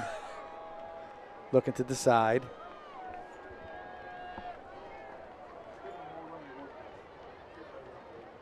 Quick throw. Oh. Wow, he skipped it to him. That was definitely he just threw that, didn't step into it or nothing. I mean, I don't blame him. He's probably cold. He's been on the dang sideline the whole quarter. So I'm gonna tell you this: you got to be careful here. Yeah. Because you're up 18, and you just can't fart around with the ball down here. This got him. What happened to Tyree? He got caught up in the wash there. So now it's 3rd and 20 after 2 incompletions, and we're still in the third quarter. Only 10 seconds have come off in this Indian drive. Do you have 3rd and 20? QB draw, running back draw. Okay. I mean, tunnel screen. See if the Indians can do something here, and the defense is getting ready to come back in there. Oh. Gotta go get it. Number 4 is broken up. That's Andon Clow, but he was open. He had that little seam route wide open, and now the Indians are going to have to kick the ball. Do we have a penalty out here? Okay, no penalty. One thing I wish Venice would do more is motion, especially when they're in man coverage, cover 0 like that. Like, man, get the guy out of his comfort zone, get him a little uneasy with a motion, even if it's like an in and out motion. Reynolds at the punt. Oh, and it's a terrible punt.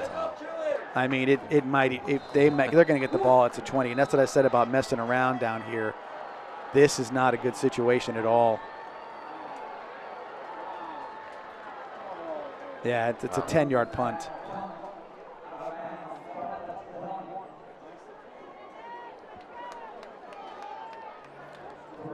Remember, we got a tired defense out there. Absolutely, and I could honestly see them scoring on the first play. Yeah. It's just a. Well, they need to. You know what I mean? Yeah, there's no doubt. So, one play touchdown for the Indians, and now the offense goes three and out, and a terrible punt leads into a great field position for the Rams. And this is a new ball game here if they can cash it in here. 20 seconds left in the quarter.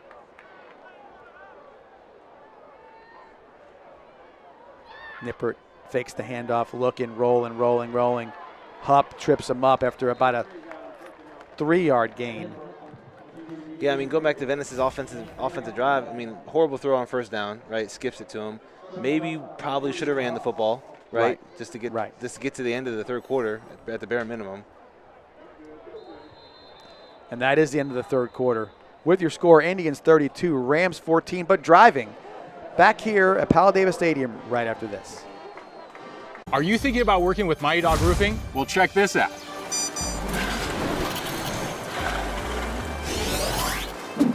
Schedule your free inspection today, and you can receive $500 off your next roofing project. That's a top dog offer right there. Proud sponsors of Venice High School football.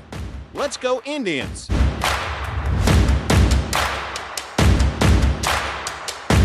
It's Maverick for our friends at Tommy's Express Car Wash. You won't find a better wash than at Tommy's Express. 3 minutes in and out to save you time. With Venice now open, Tommy's now has 8 convenient locations in the area and many more to come. Join the Tommy Club here and you're a member at them all. Text the word WORKS to 52884 and get a free Works wash. Good luck this season and go Indians!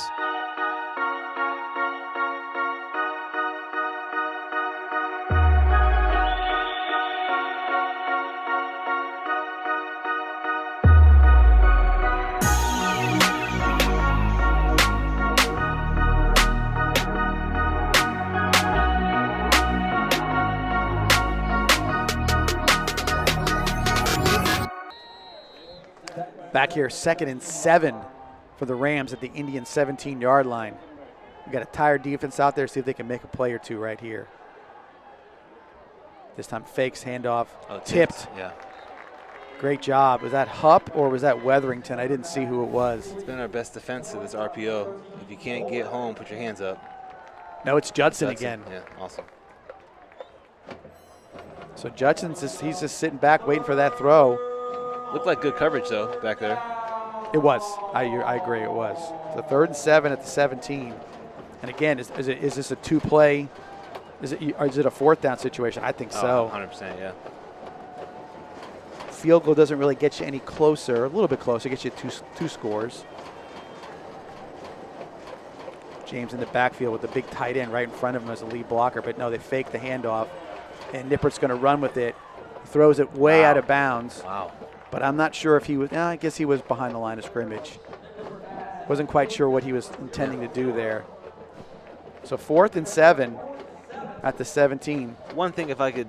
Here comes the field goal. If I could nitpick his quarterbacking tonight, is first read is not there and he just wants to take off. And now granted, I don't think I've seen anything exotic from a route concept, from Riverview and their play design or anything like that, but I wish he would just sit in the pocket. I know the pocket's collapsing a lot, but I wish he would just sit in the pocket and try to throw it to somebody else. The second read or the third read. 34-yard field goal. It's up. Plenty of leg. Yeah, great kick. And it's good. So he makes the 34-yard field goal. That makes it 32-17. Again, it makes it 2 scores, 15 points. Yep. And I guess from an analytical perspective, that was the right thing to do right there. I agree. So Indians actually, I'll tell you this, that coming away with only 3 because they really had 3 in the pocket on that. That was a great series for the Indian defense. Yes. And hopefully, you can get a little time to get a little break here soon. Started with the bad punt, right? How far was that? 10. 10 yards, yeah. And it was almost it was weird the way he kicked it, almost like the way he dropped it. It was kind of weird, like he was almost missing it. So now do we have onside? Because that's where we got to think they're probably heading to. They got to start doing it here soon, right? I mean, this is a different formation, different look than they've given all game. Look, they're gonna look at the sideline. They don't know what's going on and kick it. Nope. Okay. And they definitely have the hands team out there. Tyree Manning is deep for the Indians. Line drive. Right to Manning with a catch about the 6-yard line. Here he goes. Here he goes. Got some room. Here he goes. Oh. Good play and a penalty. Targeting. What was the penalty? Helmet to helmet. Number 57 on the tackle. That was Devontae Thomas. Man, he's electric with that ball. Are they going to give him a 15? That's kind of a tough deal if they did, because the kid just jumped on his back. I mean, there's got to be contact sometimes.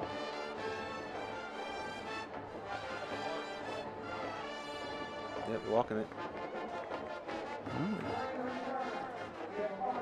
Oh, 5-yard face mask. I didn't see that either. So either way, it's a penalty on the Rams. Takes it up to there. So it's a 32-yard return and a 5-yard penalty. Makes it 1st and 10 at the Venice 44-yard line. Ford and Jones. I think you got to go a little, get Ford a little. You got to run the ball. Revved up here. Oh, it's Dale. Dale on the carry. Gets it up to the 50-yard line. Tackled there by Clow. Give him 6 on the carry. Where is that? Oh, okay, make it 5. At the Venice 49. I thought he was clearly out at the 50. Oh my goodness. What are we doing? So they all went, and I think it's the center. That was the center of that time. Because they all went to go, and then they're like the ball wasn't snapped. 2nd and 10 now at the 44-yard line. We don't have to go fast, guys. That's what I'm saying. I'm thinking to myself, like, why are we going so fast? Now what? Oh, wait for him to blow. Yeah, he didn't blow the play in.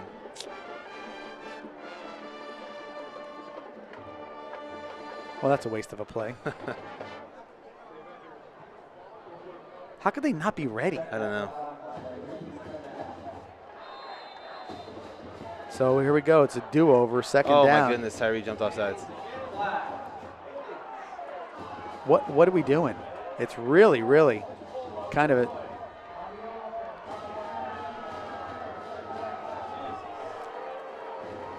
Huh. So now the ball's back at the 39-yard line, and you're just sort of imploding right now. The Indians are just totally imploding.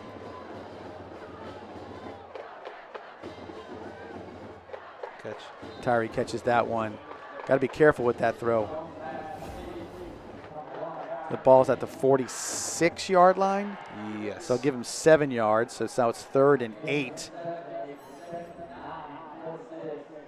3rd and 8 now at the 46-yard line. No safety deep. I know. It's so tempting.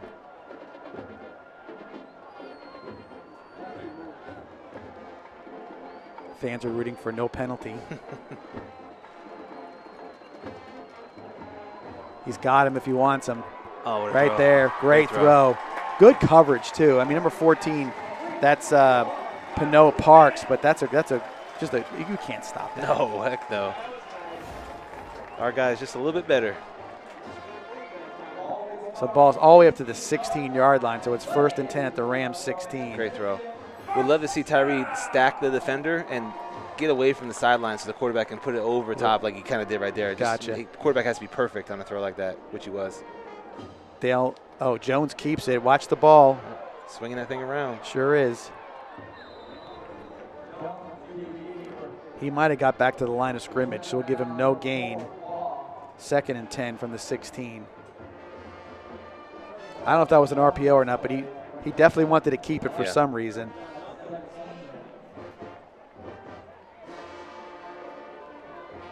Do they not blow the clock back in when he goes out of bounds? No, in high school they don't. Oh, okay.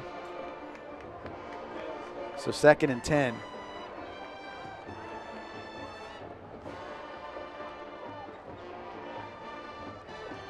Tell you one thing, this is great for our defense.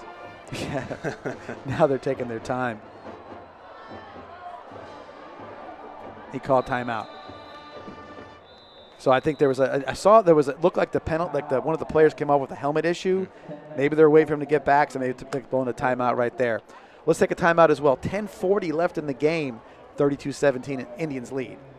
Somebody help! When Venice needs a hero for their roof, Mighty Dog Roofing answers the call, serving Venice homeowners with expert roofing, installation, and repairs. Trusted by your neighbors from Lakewood Ranch to Venice. Fully licensed, insured, and committed to 5-star service. Proud sponsors of Venice High School football. Let's go Indians!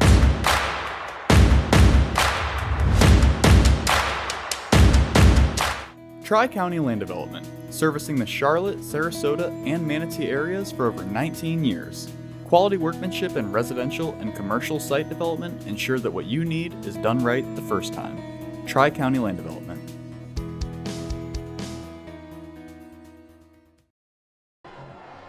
After the timeout, Indians 2nd and 10 from the Rams 16-yard line.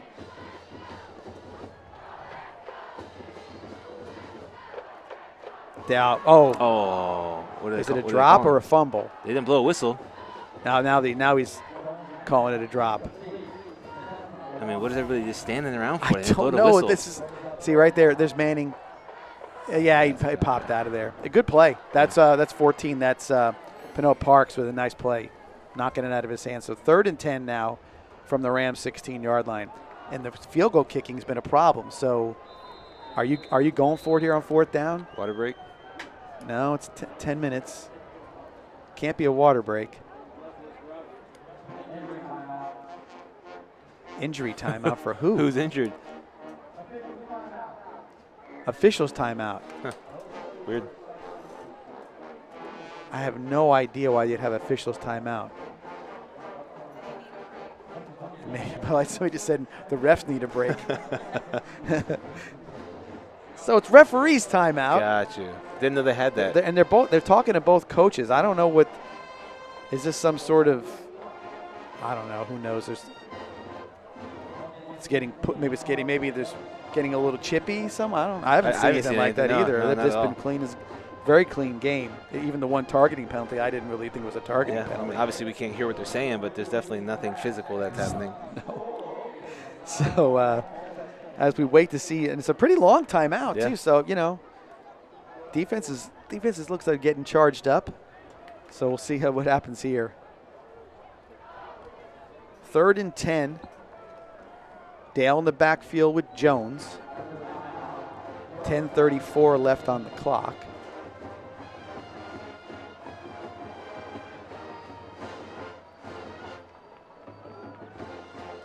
Good pass to Green, and he makes a good quick move, and he's going to the end zone. Touchdown! Wow, Landon Green. Well, that worked out great. That was a nice call, a nice execution, and showed some speed. Big kid. He's a tall kid, too. Yeah. Great catch. Good yak. Great yak. Great yak. I mean, this is a dream scenario for these other receivers, though. If they can just catch the ball. There's nobody over there. Just a bad angle on the tackle there, and he took it to the end zone. Well, 12 hasn't seen much action tonight. You know what I mean? They've been throwing it to Tyree the whole night. That time it's up good. That was everybody was calm. The kick went through. Everything was great on that one.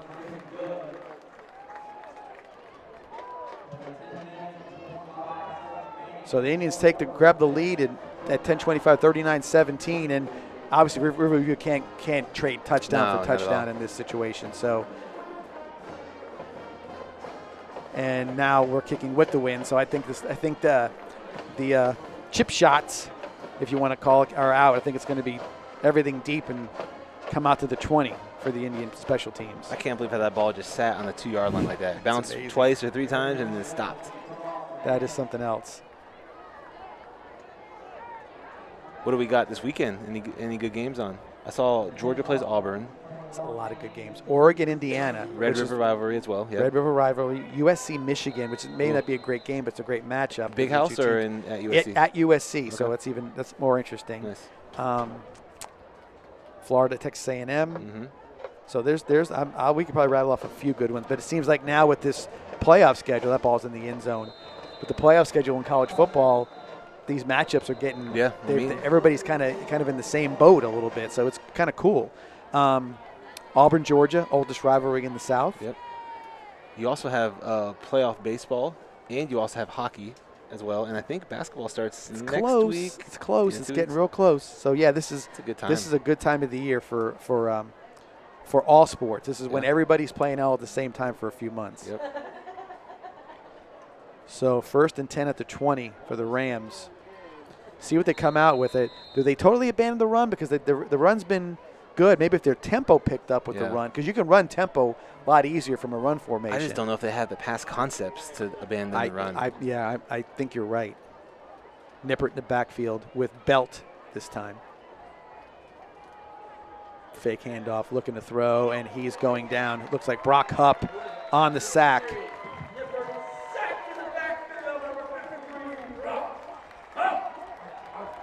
Good rush up the middle that time. Rush. Yep, physical rush. So he loses 8, and now it's 2nd and 18 at the 12. It's tough from an offensive standpoint when you got so many guys that can rush the passer. Yeah, you know? absolutely right. And we haven't seen Campbell tonight, and he's been a force up the middle. Yeah. Handoff this time to Belt. Great tackle. Really good tackle. Neely along with Campbell. I just mentioned his name, and there he is making a tackle. Mm-hmm. Yeah, good job by both of those guys.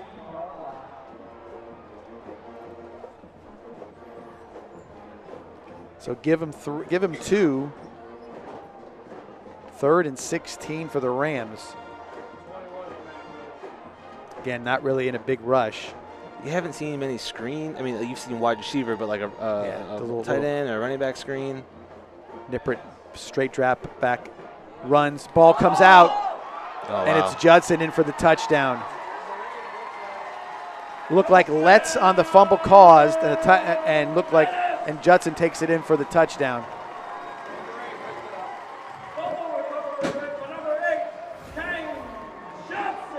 I would say that's about a 20-yarder. Let's see.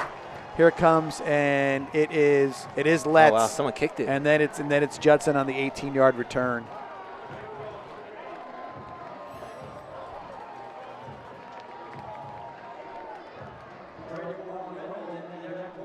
And Reynolds in for the extra point, and that might have been the dagger. The dagger right there. No, I agree. Good snap. It's been a theme. Whenever we get a good snap, we get a good kick. What do you know? Who knew? Wow. So now the Indians up 46-17 with 8:58 left in the game. We'll take a quick timeout and see what happens on the next possession for the Rams.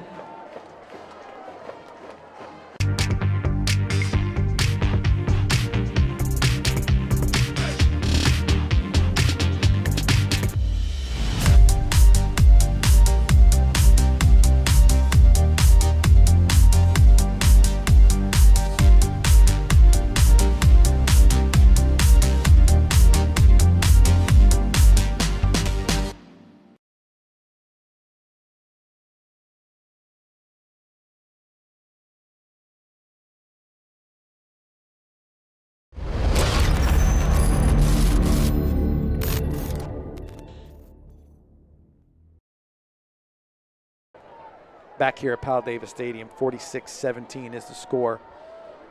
James Reynolds has to set the kickoff.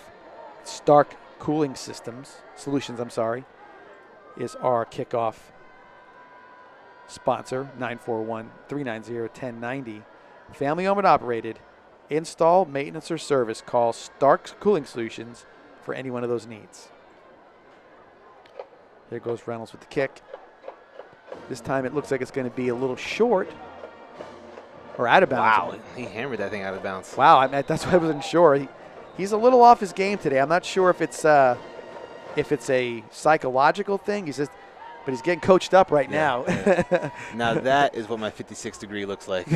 Way to the left. 56 went to the left bunker. Yes, it did. So this is going to go to the 35. And I think that's probably why he deserves about a 25-yard kickoff on that one.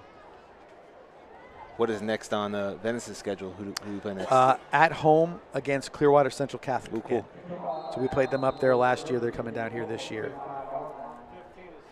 And then away at Sarasota. And that's the only thing left on the schedule at this point. Well, Nippert, quick throw, hits Chifo, breaks a tackle, knocked out of bounds by Neely, and a late penalty. Not sure what that's all about. See, the play was pressure by. roughing the passer? No, couldn't have been. No, it was something down here. I don't know what it was. They're going backwards.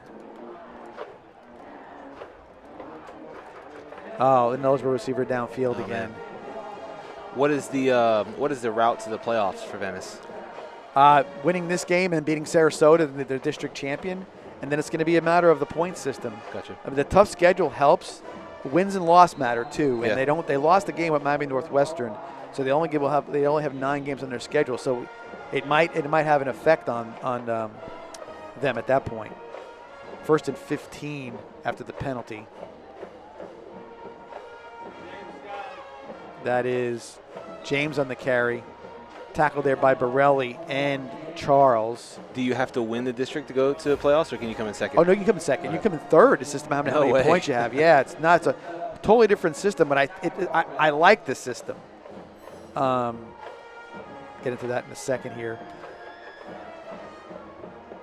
New quarterback, number 15, and that's James again on the carry. Tripped up by Wetherington and Neely.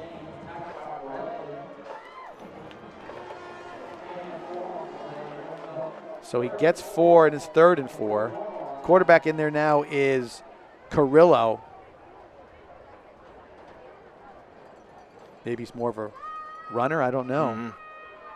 I know Nipper got a little banged up earlier. James on the delay handoff, and he's spinning out of tackles. Boy, he is a heck of a running back. I'm surprised he hasn't been doing this earlier. Morse on the tackle, but not before a first down for the Rams. They got 2 good ones. Not very big guys, but they run hard. Yes, they definitely do. So the ball now is spotted at the Indian 46-yard line.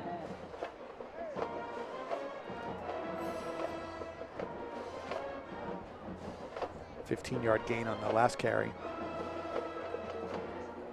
And James on the carry. And he goes underneath the tackle. Looked like Hupp had him, and he's like stuck underneath him.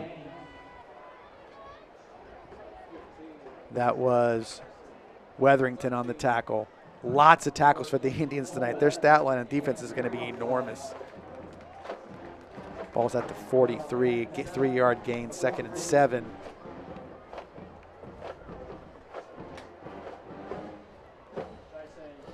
$6:50 left on the clock. Go back to the playoff scenario. Yeah. If you put the amount of points you have, it'll seed the district champions. Oh my goodness. I should have stopped talking. That time James had no chance. Nobody even touched him. No. Who's the oh, it's the tackle. What is the left tackle doing? The left tackle's got to be apologizing to James right now, or screaming, "Look out!" One or the other. That's that Jadeveon Clowney, South Carolina versus Michigan hit right there. I know. Oh my goodness. All right, well, 3rd and 11. I'm glad he popped right back up again. I know, right? Carrillo in the shotgun. So you get points on who you play. Yes, right? and then wins count for so much. Some level of wins if you play a team in the top 10 in the state, or a top team, and it goes even higher for top 10 teams in the country. It goes up and up and up like that. So you stack these points, but it's hard to tell where you're at. You can kind of guess because it doesn't really, the picture isn't clear until it's over. Oh. So because everybody you played schedule matters. Wow. So that kind of thing. So it's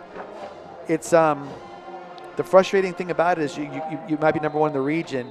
The points situation turns out to be, and we got a timeout for water break now. What happens is that you could be the number team in the region, but then you got to look at the points against the other regional people and see where you stack up. So like if Venice was to be in the region, the number 1 seed in the region, then they would have to look at the other regional champions and say like, okay, wherever. Now let's say that regional champion loses in the number 3 seed. Well, Venice automatically has the advantage of that situation. So it's happened before where we were like, well, we're not going to have a home game for round 4, and then somebody gets knocked off and they have to come down here and that kind of thing. Especially like we seem to get matched up with the Orlando teams lately because we're 7A. So and a lot of times they take turns beating each other up there. There's about a big handful of teams up there that are all pretty good. Is there a regional ranking like that people can go to see where everybody's at, or is it just you have to look at the top 25 in the state? So I would tell you that if you look at Max Preps, that seems to be the most accurate situation, because they seem to be able to they kind of do it as it is, where the FHSA says, oh, Venice is ranked 60th. So they are because of where they're at right now, but are they the 60th team? Probably not. So after the penalty, it's 3rd down and 6 from the 41-yard line or 42-yard line. Hand off to James. He rips through the first tackle of Letts and is tripped up by Neely, but I think he got the first down. It's a little short, so he only got 4. So give him 4th and 2 at the 38. Bringing in an extra offensive lineman. Yeah, Max Preps has become the gospel for that stuff. Really?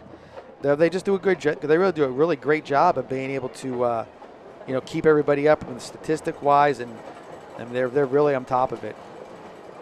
James up the middle, kind of a half-hearted attempt at a tackle there, but run down by Dale, and I don't know if that's where it's coming from, but it was out towards the middle. See if there was something late. Looked like yeah, right there. It was Dale.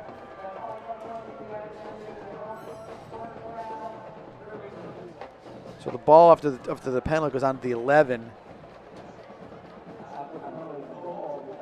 22-yard run for James. 1st and 10 at the Venice 11-yard line.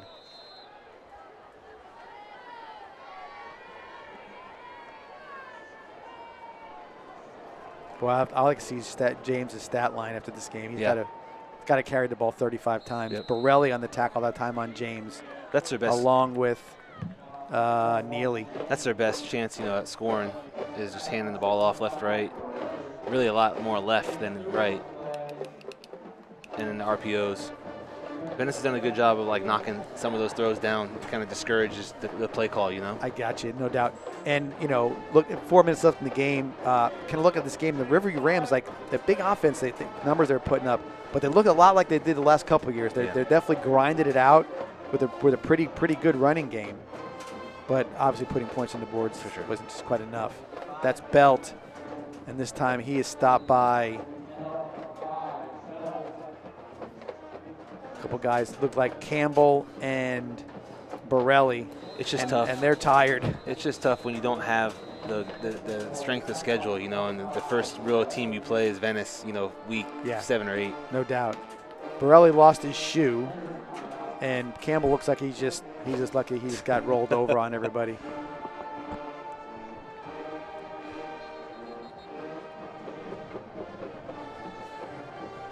Ball's at the 5-yard line after the 4-yard gain. 3rd and 4 from the 5.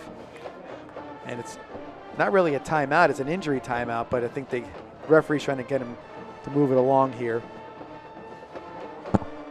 But listen, their O-line is really good. Yeah, I agree. I mean, that's a good D-line the Venice Indians have, and they move them around a little bit. Sure. And James is a shifty back. There's a lot to be said about what they could be dangerous in the playoffs. There's no doubt about it. 3rd and 4. They love bringing this extra offensive lineman in and motioning them. Carrillo handoff. And wow, he had him right there, just ran right by him. So James gets the touchdown run. That tight end going in motion, that's one of those things where every one of those guys are begging the offensive coordinator, hey, put me in motion, put me in motion. I'll do that. Judson came in just a little out of control on that one. And like I said, James just makes a little sidestep, and there you go. He walks in the end zone. So it looks like they're going to go for 2.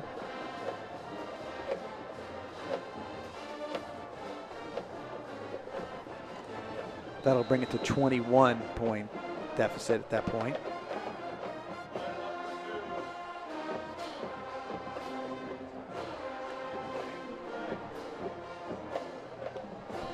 No way they're going to call timeout. Timeout.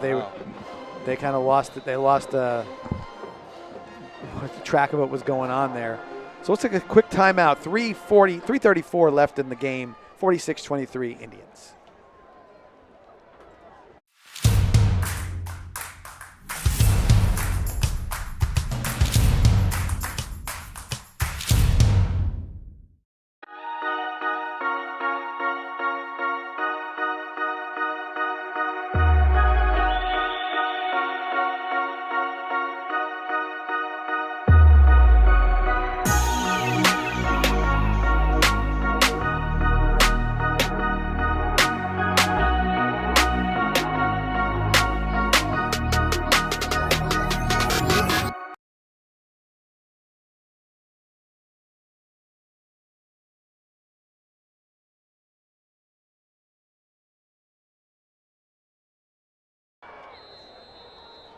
So 2-point conversion coming up. Belt in the backfield with Carrillo. I think they're going to try to do something with Chifo here. Let's see if I'm right. Like a fade? Yeah, you got the advantage. A little kind of, we're going to get a pass interference. Maybe. Whatever. It's another, they gain a yard. First throw by the new quarterback, right? Yes, indeed. They had 2 early throws, and then all the rest of it have been all runs.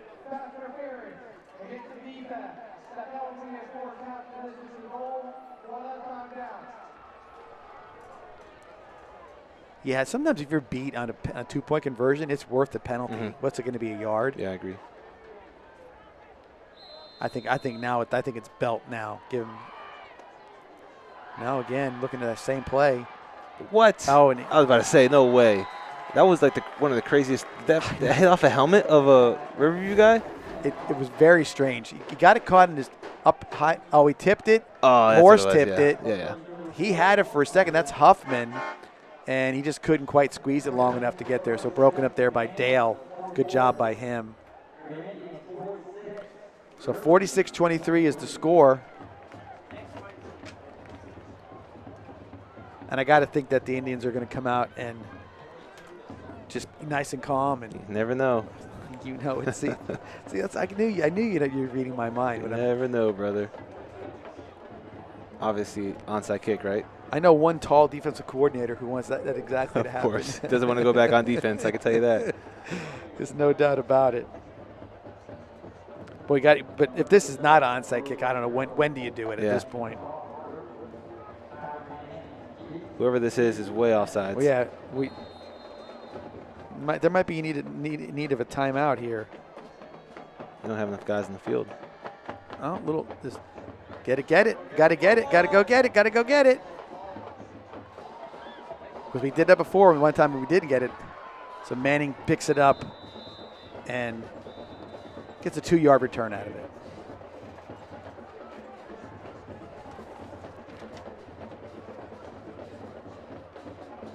So ball is at the 28-yard line.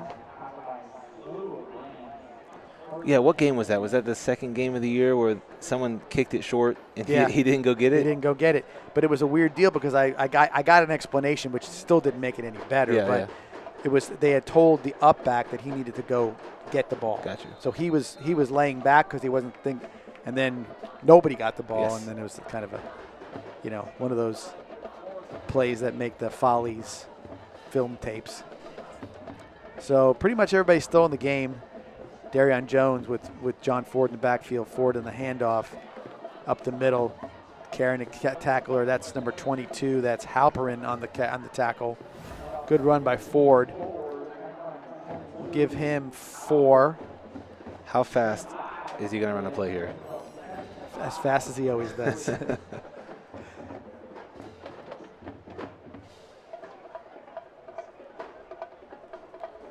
Now you're taking action. The clock's just started. Wow.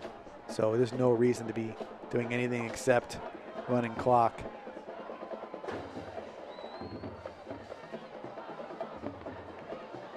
Manning. Just go down to the ground.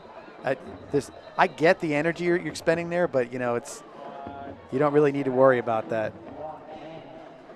So Manning picks up the first down up to the 40. Give him an 8-yard gain.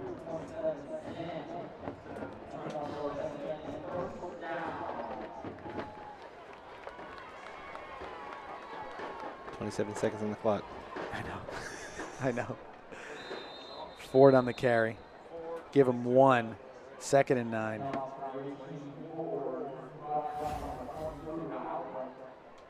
And there's no timeouts being wasted, so there's really no reason to be rushing through this. Now, I grant you that Venice has probably run about only a few plays in this whole second half, but you got 46 on the board. We're good. Yes.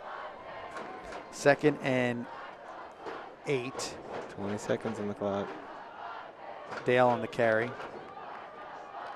Oh, he fumbled it. And that was bound to happen. Bound to happen. And again, it's just, we're joking about it, but this is exactly what the reason why you don't do this. And it's unbelievable. And it's just it wasn't even it's just a tackle. Yeah. You know.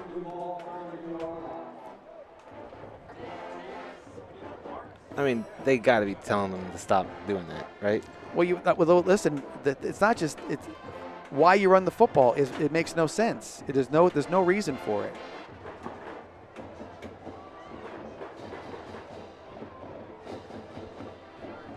So Riverview takes the at the 32-yard line. Any scouting report on Clearwater? They're good. Yeah, that's what I've heard. So yeah, they're always perennially a good Yeah. power, well coached. Man, last year they put a scare into us last year. They were good. There's Carrillo, and he slides down at the 35. Give him 3 yards. 1:21 left in the game.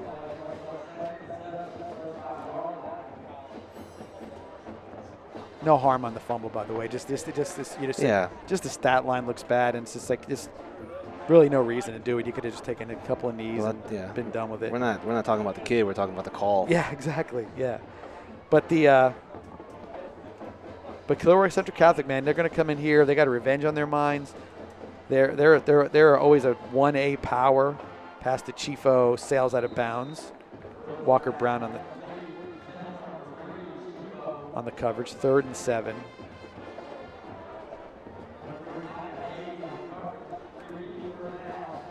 And then Sarasota. And Sarasota has been better this year. Have they? Yeah.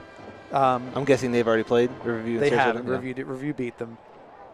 But Sarasota, they've been getting better. They're sort of in that situation where they're playing a local schedule a little bit more. Mm-hmm. And if they've been handling themselves pretty well. Coach Campbell's got a second year over there. He's doing a good job. There's that nice loopy snap again, and Carrillo goes down with Hupp on the sack.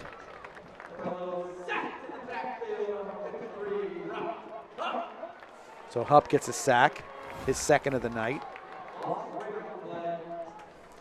Loss of 3 brings up 4th and actually make the loss of 6. Should be the last play of the game coming up.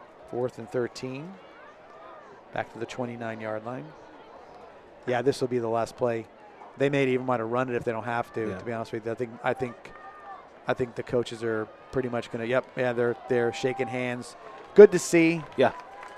Great win for the Indians. Great absolutely win. Good, big win for the Indians, and don't think that we won't see Riverview in the playoffs if everything works out the way it should. Well coached. I thought a pretty good game plan too as well. And so again, final score it is 0 now. 46-23 Indians. We'll be back at Powell Davis Stadium to wrap things up right after this.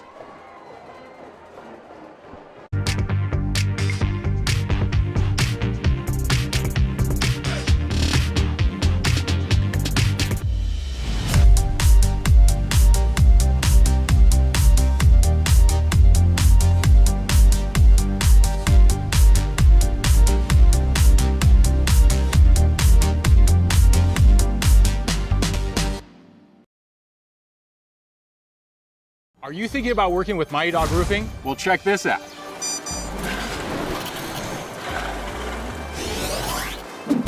Schedule your free inspection today, and you can receive $500 off your next roofing project. That's a top dog offer right there. Proud sponsors of Venice High School football.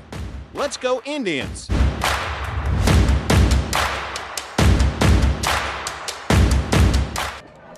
Back here at Powell Davis Stadium, 46-23 is your final score. Indians with a victory, giving Riverview their first loss of the season. Trey, the second half was an odd one with the long drive that the Riverview started off with. Indians score on one play.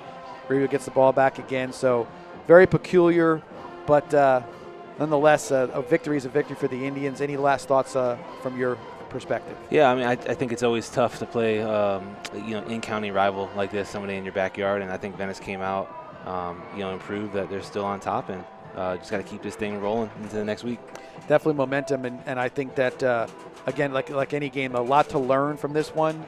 I think defensively, they probably didn't play their best game tonight. Yeah. They had played pretty tough against a lot of people, especially against the run.